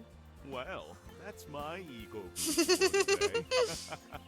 You don't look very old for a fox either, but I imagine you've got a good head start on me. That's true. I don't really keep track or think about it, though. He laughs again. Can't say I blame you there. I think 100 years, give or take a little on either side, is enough for me. I wish he would have had an audible laugh. That would have been nice to hear what the voice actor could have done. and I'm only halfway there, so I've got plenty more to look forward to. He stands up, but has to do it slowly. And sometimes I'm reminded of how many I've got under my belt already. Thank you for the chat, miss. I better get back to the water now and make sure young Min hasn't fallen into the ocean or anything. It's been a real pleasure talking with you, though. I hope you'll give our fair town a shot. Thanks. It was nice talking to you too. And I mean that for once. He waves goodbye as he heads down some stone steps, and I keep heading upwards. I've never really thought about my age compared to humans. Humans don't matter to my lifestyle. I wasn't lying when I said I don't know how old I am. It's never been important.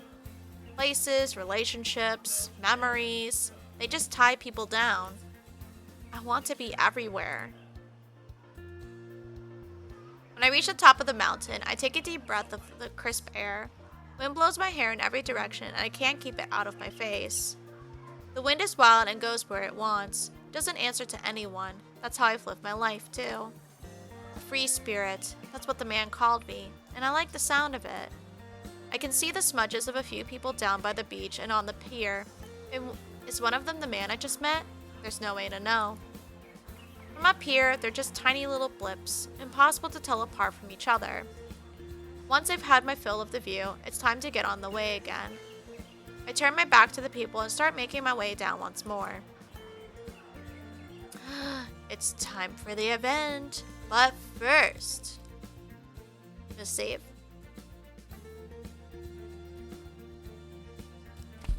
And then, oh, so I can't go to. Wait, didn't the game say like technically I could go to all the places or something? I'll try it out in a second, but first I do want to take a quick break and grab something, so... Alright, so I'm gonna try seeing what going to these places do. It's not like marked as an event or anything. I know we gotta go do this, but the game said like, oh, we're allowed to go check other places out. So, I want to do that maybe? Without much else to do to pass the time, I head back to my den. It's not the best place to hang around, honestly, but it's comfortable enough. Looking around the small area, I shift back into my usual form. If I have to kill some time, I might as well have fun while I'm at it. A couple hours later, I've happily had my fill of chasing butterflies and snacking on mushrooms. Okay, time to get back to it. Okay, so it's like a quick little blip of like, hey, check out vibe of this place, or check quick little activity of what that does. That's fun.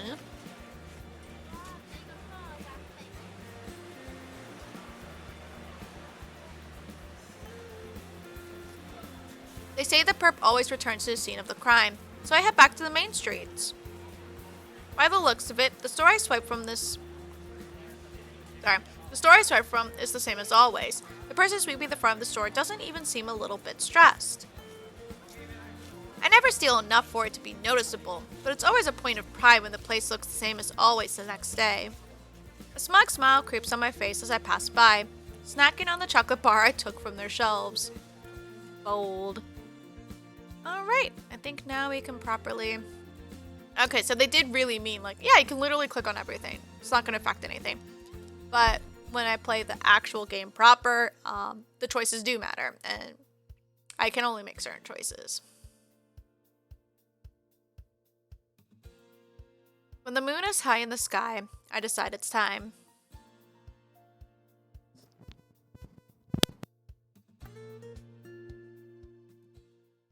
This is the perfect kind of night for me. There's not much wind, meaning I'll be able to hear or smell anyone approaching. It's a little cloudy too, which gives me some cover from the moonlight. I make my way back up to the library, stopping as soon as I'm within sight of it. I find a shadowy place to hide and watch the front for a few minutes. Like I hoped, nobody goes in or out.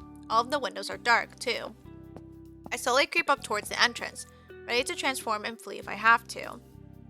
Nothing happens. No one tries to stop me. I peek into one of the windows. It's dark inside, and I can't see anyone at all. Perfect.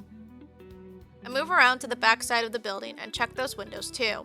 Same thing. It's dark and empty. This is gonna be too easy. So you say. Back at the front door, I pick the lock and slip inside.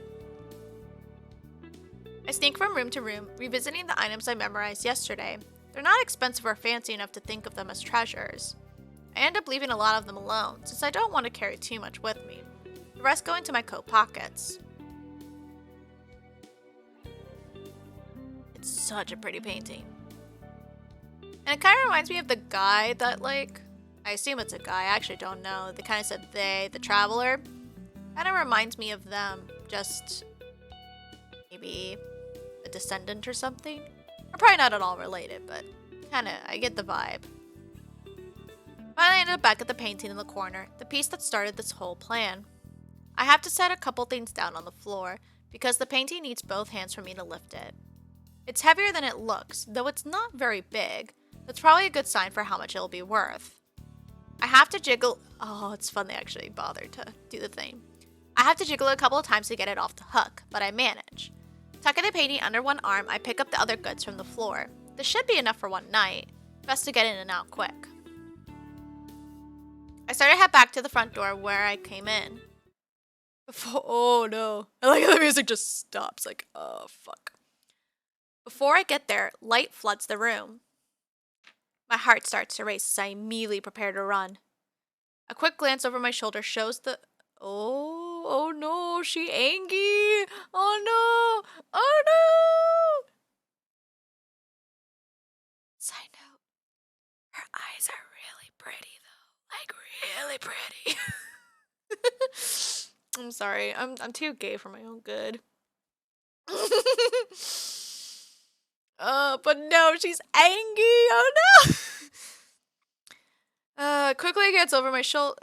A quick glance over my shoulder shows the woman from last night standing at the top of the stairs.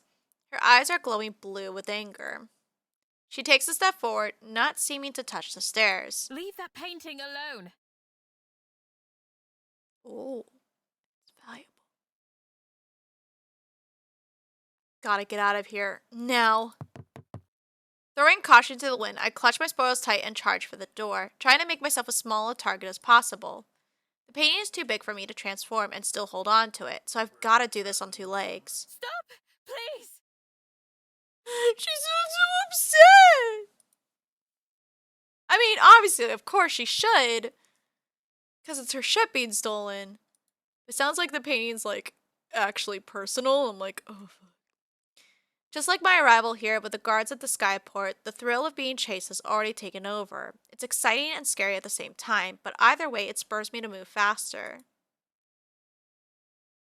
Using my shoulder, I crash out the front door and into the night. I run as quickly as I can, keeping an eye out for patches of slick mud or puddles of water.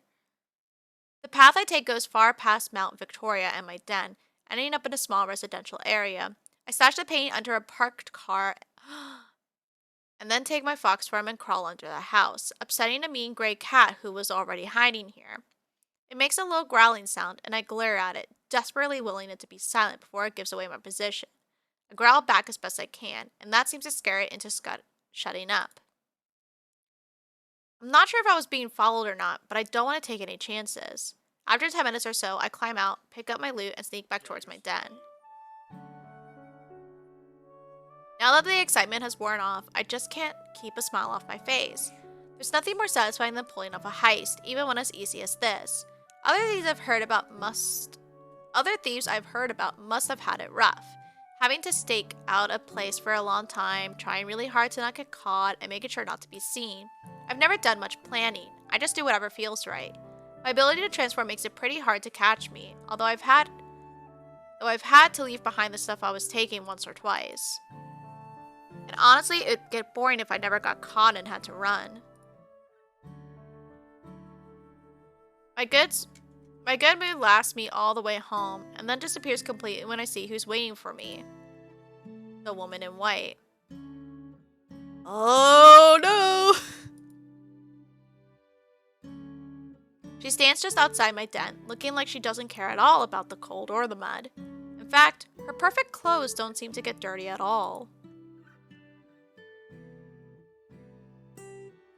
With her back turned to me, she's staring up at the moon, but she faces me as I approach. She has the same calm presence as when I first saw her, but I can see a mournful look in her eyes, which have gone back to brown instead of furious blue. My heart quickens, almost suffocatingly, as she watches me intently. I know how quickly calm can turn into anger. I should run, but I can't look away. How did you find me here? Before I even got back? A friend of mine told me you might be found here. She communes with the bats! Her voice is soft and warm, unlike the way she shouted back at the library. A friend. But who? I wasn't followed, I'm sure of that much. With the shock of being found wearing off, the realization I'll need to find a new place to stay sets in. After all that work, too. I apologize for showing up uninvited. I'm here to ask that you please return that painting to me. You're very polite for someone whose shit just got stolen. I'm just saying. You may keep the frame if you'd like. But the painting itself is very dear to me. The way she says very. Oh. I look down at the portrait. I've been carrying it for a while now, but I haven't given the picture itself much thought. It's a beautiful painting and clearly very old. The girl shown in it is wearing a long, flowing dress, looking down with a small smile. And also... She breathes out slowly and my eyes narrow. It's the sound people make when they're acting calm but they're angry. Should you want it, I have an extra room available in my library, with a soft bed and a warm meal. You may stay as long as you wish. Just maybe don't steal my shit. Huh? After I just tried to rob her, she's offered me a place to stay? Okay, now I know this must be a trap. There's no way. Although... it's the same thing she asked me last night, before I broke in. I'm sure she doesn't remember that. Why? Because I have more beds than I could possibly fill, and more food than I could eat. If there is someone who wants or needs them, is it not appropriate to share these with them? Interesting. Is it? I'm not sure what answer she wants to hear. She looks at me again, the same expression as it was at the library. Well, her offer does sound kind of tempting. I guess it's not like my place is as nice as yours. Not anymore, at least. Not after it rained and made half of it mud. I looked down at the painting again. If I sold it, it was just going to be so I could buy the same thing she's offering me. I still don't trust her. I've watched people enough to know better than that. There must be something she wants. But I don't think she wants to hurt me. She knows I don't have anything worth stealing. If she did try to pull something, I could just run away. It's only one night. I could come back and try again, or find someplace else to take from. I look down at the burrow past where she's standing. It looks less a den and more a pile of mud. The thought of sleeping there again practically makes the decision for me. Fine, I'll take it. She breathes out slowly again and smiles. Maybe that sound doesn't mean she's angry? Wonderful. I'm glad to hear it. I should introduce myself properly. My name is Juliet. May I ask what yours is? Juliet, you say? Oh! Miho. I've had to introduce myself twice in a day now. That has to be a new record. Well, Miho, it's a pleasure to make your acquaintance. Let's return to the library. I can carry the painting if you'd like. Or you may hold on to it until we get there. I shrug. Here, feel free. Aww, look at the feet, cute. She receives it very gently, and I quickly fall in beside her as we begin to walk back. To my relief, she doesn't try to make any conversation. Instead, she silently cradles the painting as we go. When we get back to the library, the lights are off and the door is still unlocked. After setting the painting down on the desk, Juliet gestures towards the stairs. It's on the second floor. There's another little portrait of her. Is it a past lover? Oh, that's what I was guessing in my head, but I feel... Oh. I followed her lead again until she stops at one of the closed doors. She unlocks it and lets me in. The room is simple and cozy, with a couple dressers, a table, and a bed. Over the bed, there's a boxy window with a wide sill, big enough to sit on. On the table, there's a cheese sandwich and a few apple slices, plus some sort of cake. There's also a pitcher of water. I hope the food is to your liking. 2 rooms down the hall from here, you'll find a refrigerator, and you may help yourself to anything in there. Oh, she has a cane! I didn't notice that. Because normally she's not that zoomed back, or they don't show her with it. Oh, that's interesting. My study is just past that. If you need anything, don't hesitate to come find me. Is there anything more I can bring for you? I shake my head, still in disbelief. What am I even supposed to say in a situation like this? I just stole from her, and now I have both a bed and food in return? As if to answer my confusion, she gives a calm smile. It doesn't help. Then I'll leave you to it. We can speak again in the morning. Good night, Miho.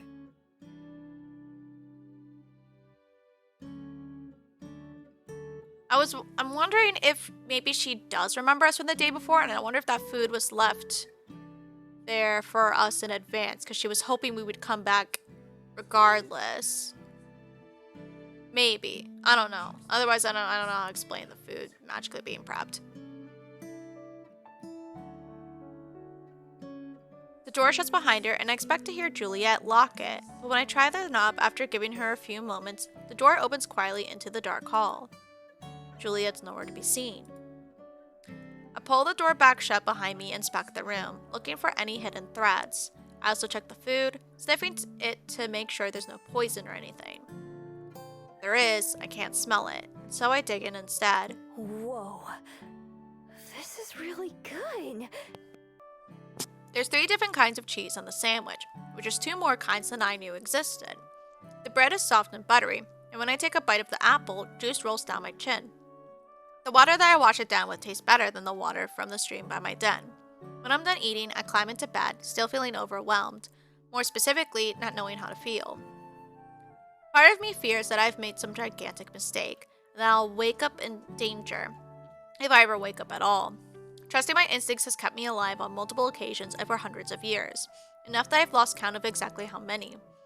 But something tells me I don't have anything to fear from the woman who I can only assume is my host and the owner of this place.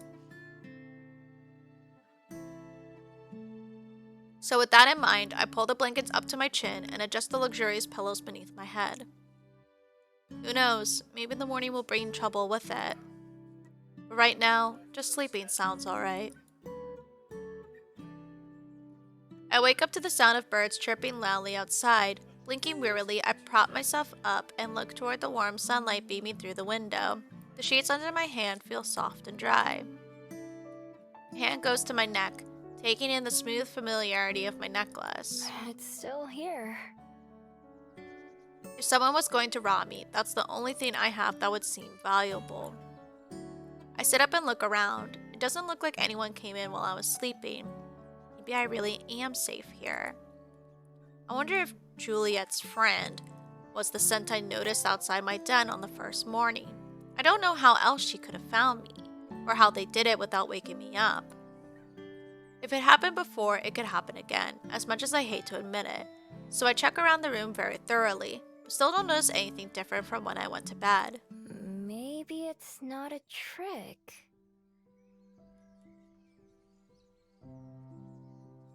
All my past experiences have told me that there has to be a catch. Nothing is free. Nothing. But no matter how hard I try, I can't figure out what it could be. Could Juliet really have been telling the truth? It just seems so unlikely. It'd be nice if it was true.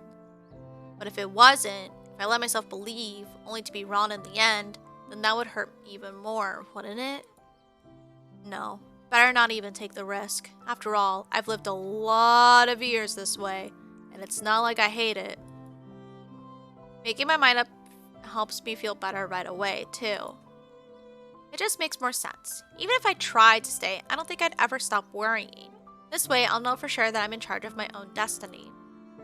Now that I know this room is unoccupied, I might be able to sneak back in sometimes when I need a place to stay.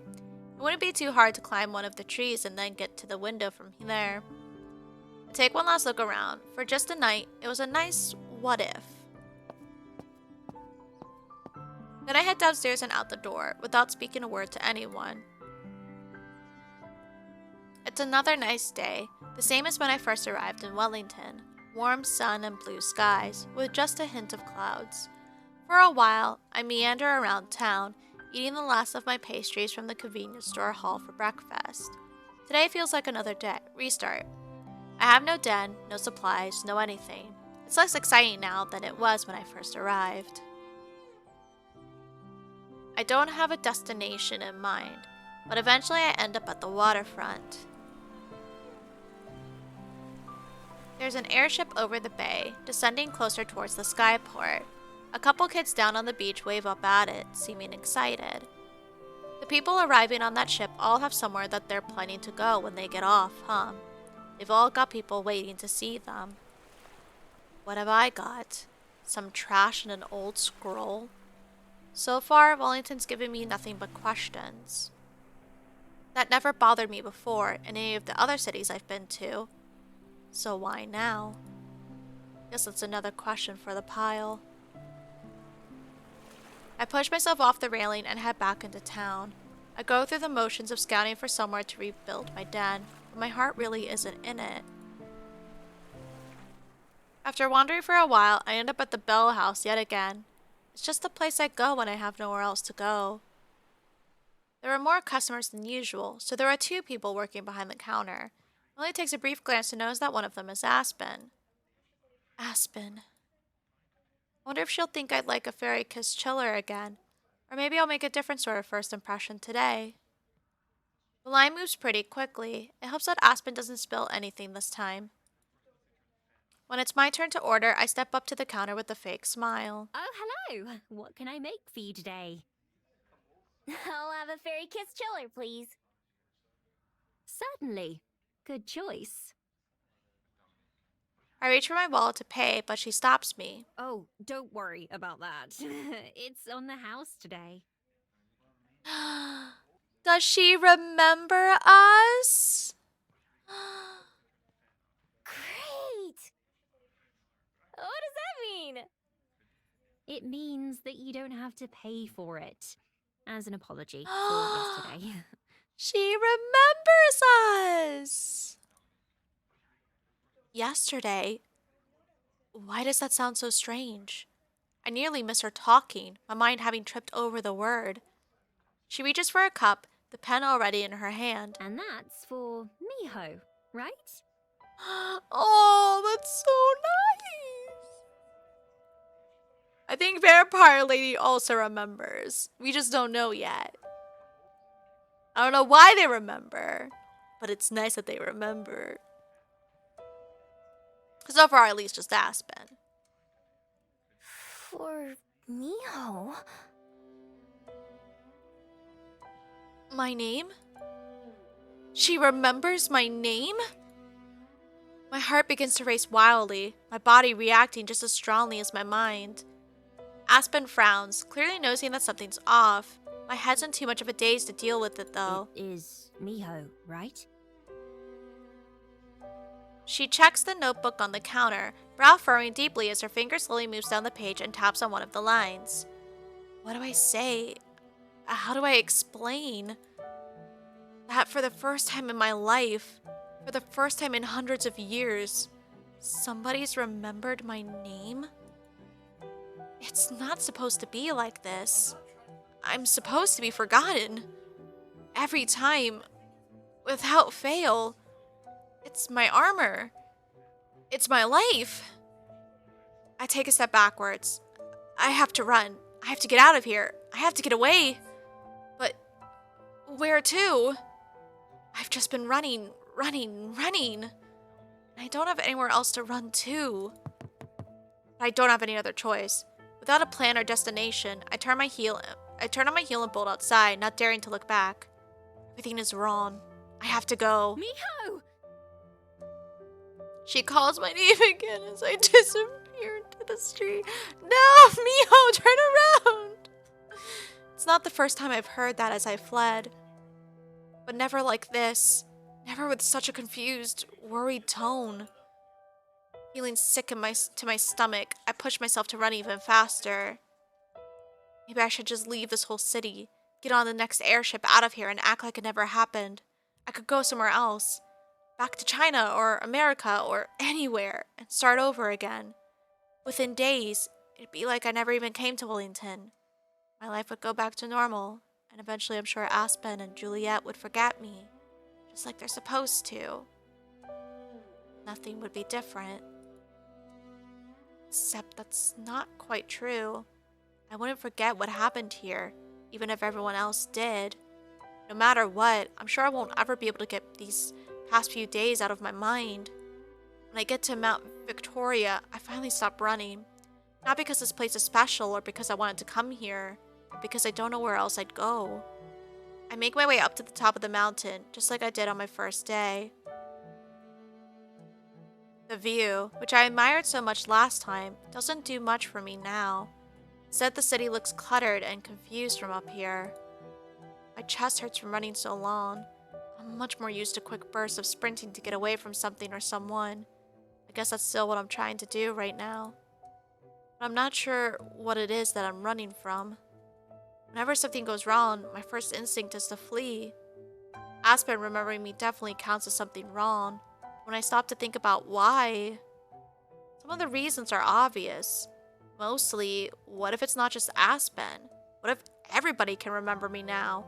Or even worse, what if people who forgot about me a long time ago start to remember me? Both could get me in a lot of trouble. My days as a thief would probably be over. There are some places where I could never show my face again. The smart thing to do is to leave.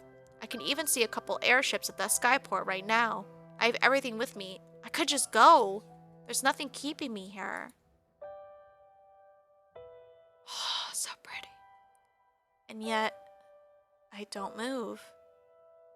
I still don't even know what it is I'd be running away from. From Aspen? From Wellington? When I think about it, I have to admit that running wouldn't get me anywhere. This worry, these questions, would follow me wherever I go, no matter how far and no matter how long.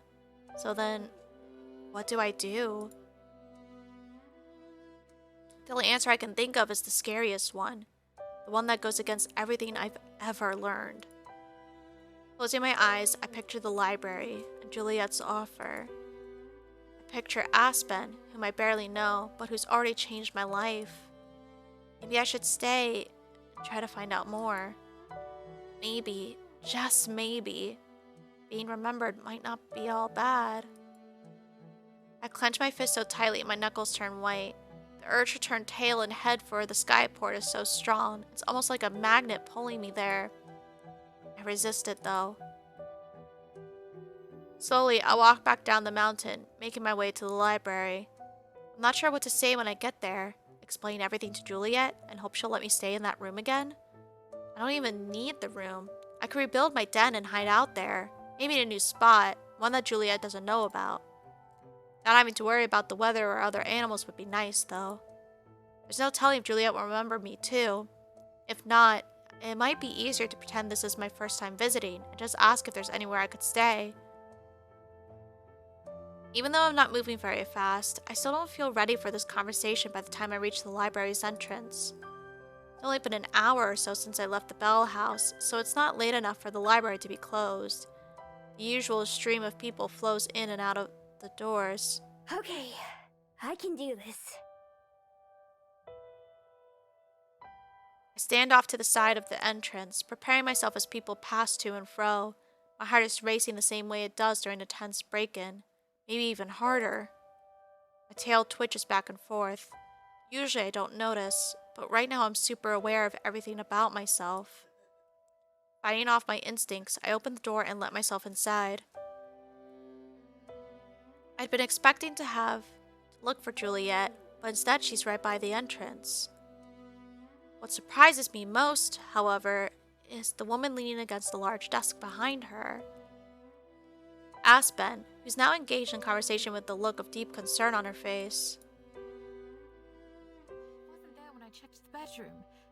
I wish she would have spoken to me first, at least. They're talking about her. Do they know about her more about her than we realize? I barely catch the end of Juliet's sentence. She notices me only moments after I spot her, and for a second her mouth forms a perfect O of surprise. Juliet? What are you... Aspen turns around to follow Juliet's gaze, her eyes opening wide at the sight of me. Miho! They remember her. Oh. My brain goes blank, rehearsed lines flying out of my head. Hey there.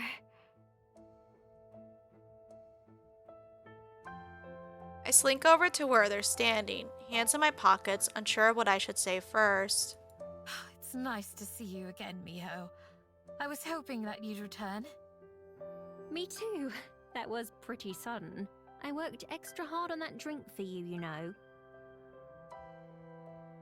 I freeze up, looking for the words. Aspen's expression softens in concern. Miho? Alright, the drink. I'm sorry. Well, I ended up drinking it myself, so I suppose I can't complain too much. Her love. See, that's what I mean. Like, when they say she laughs, like, let them have the laugh. I love that. And I can't stop myself from blurting out my next words. You seem different. I'm sorry?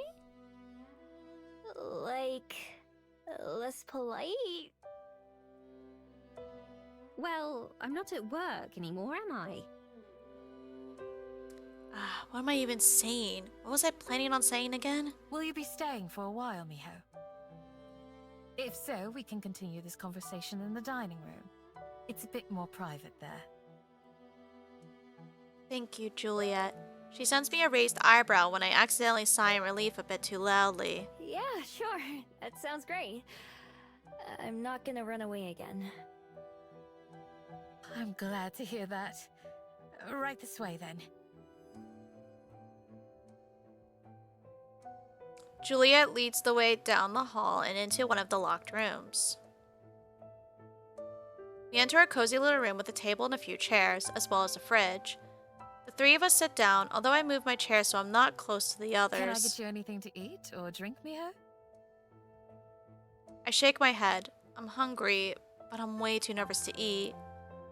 Juliet smiles in response to my answer, which came just a little too quickly to sound natural.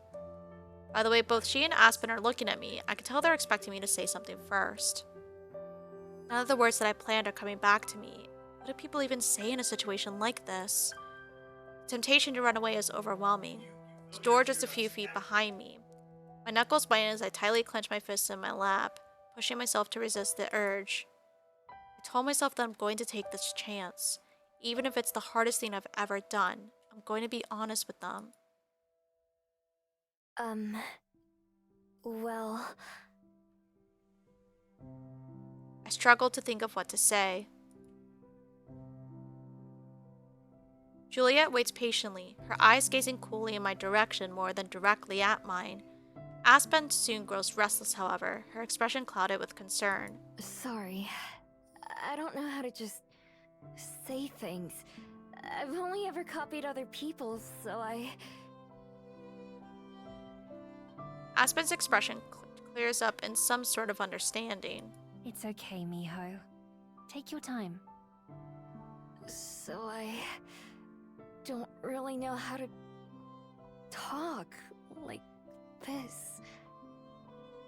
You're doing just fine. If you say so. It's not just talking either. I don't know much about anything. Well, anything human. All I really know about is being a fox. And all we foxes care about is how to survive. It might be hard to believe, but I'm not a normal fox either. There's something kinda special about me. Kinda different. I finger the beads around my necklace. Their constant warmth and presence is reassuring. I avoid looking at either Aspen's or Juliet's face. What else? Usually, I have to steal to get by. I don't just have to, I like to. I'm good at it too. That's how I ended up meeting Juliet. And the reason I'm so good at it is because I don't know why it happens, but ever since I got my human form, everyone forgets me. Even the people who catch me stealing from them. After a day or two, I can walk right past their face and they wouldn't even recognize me. No one has ever recognized me. Until Aspen remembered who I was at the Bell House. It was such a shock that I ran away. That's what I always do. I was thinking about leaving Wellington forever, even though I just arrived a couple days ago. I love how she explained herself just so thoroughly. Good, healthy communication. I'm still kind of tempted. But instead, I came back here. And that's it.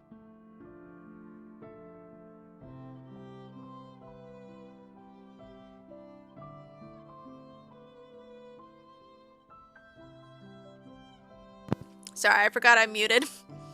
I don't know if you guys saw because my webcam might have blocked it, but I saw there was like a weird glitch with Aspen's eyes as she was like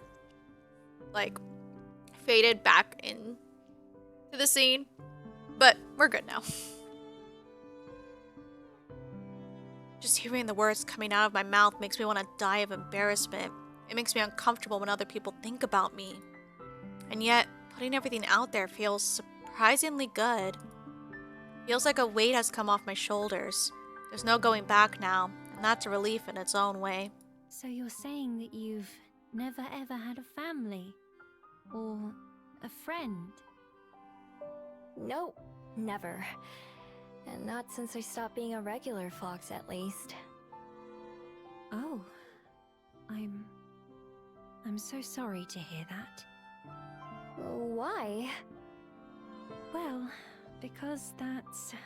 not to be rude, but that sounds rather lonely to me. Not to be rude. Lonely, huh? I've never thought about it before. I see. Aspen sits back, still looking concerned. From the way she keeps fidgeting, I get the impression she wants to say more, but is holding back. Juliet swoops in to salvage the situation. You have been very brave to stay here, Miho. I'm personally glad that you decided to come back to the library. I had your room prepared in hopes that you would.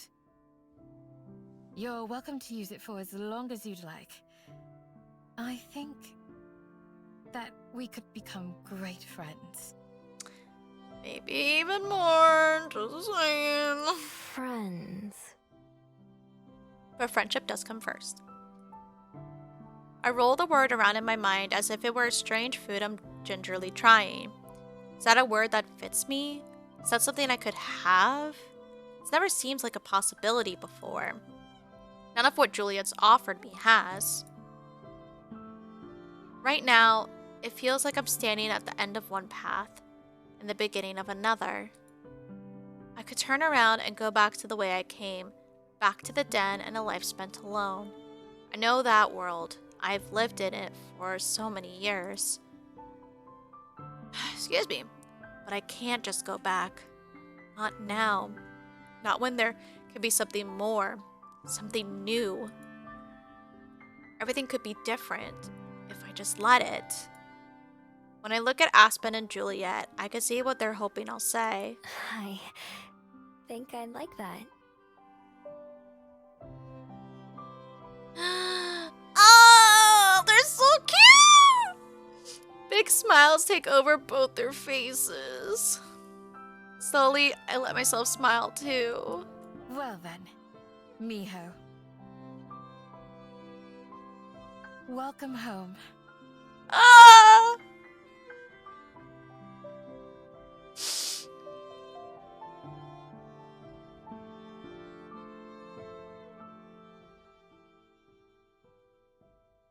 Oh, my heart just melted.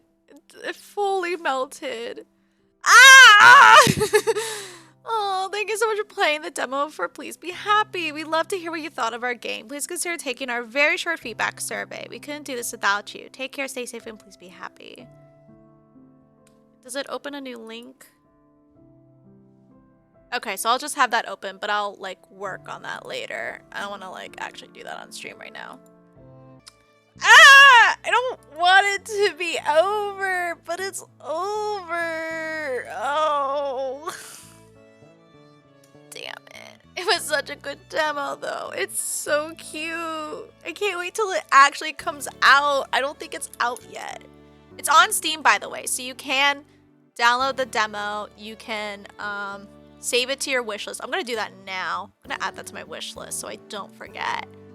Oh, the studio does have a website. Okay, good. I'll definitely link their website.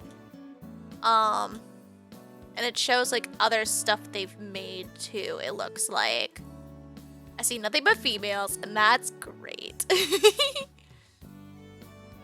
But yeah, so I'll definitely link everything in the description once I'm done with everything. Like I said, don't forget to check out. This is Please Be Happy, and it's easy to find on Steam. Hold on. Do we have the gallery now? I gotta see. Oh, what's in here? Oh, it has where you find the art.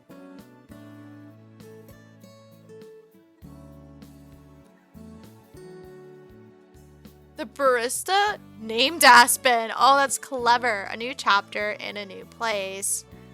Oh, that's clever how they named it, and they show you like, and they tell you like what the context is. Ugh! Music room. That has all the music. Oh, those are their themes. A lot of the music is really good. Episodes. Those are all the episodes, I guess, so far. Credits. Here's the, oh, we'll go through the credits.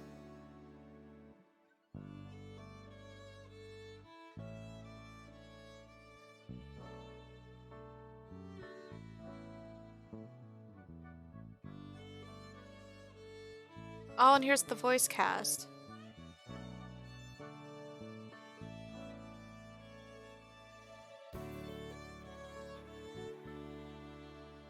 I like how just how stumpy Tommy is. He's adorable.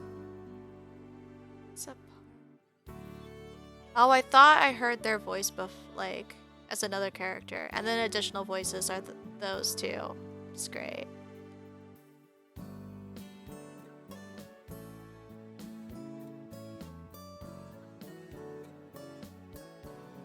Oh, I love all the bonus art! Okay. Sorry. Alright. With that said, I'm gonna wrap up now, but thank you all so much for watching me play this demo.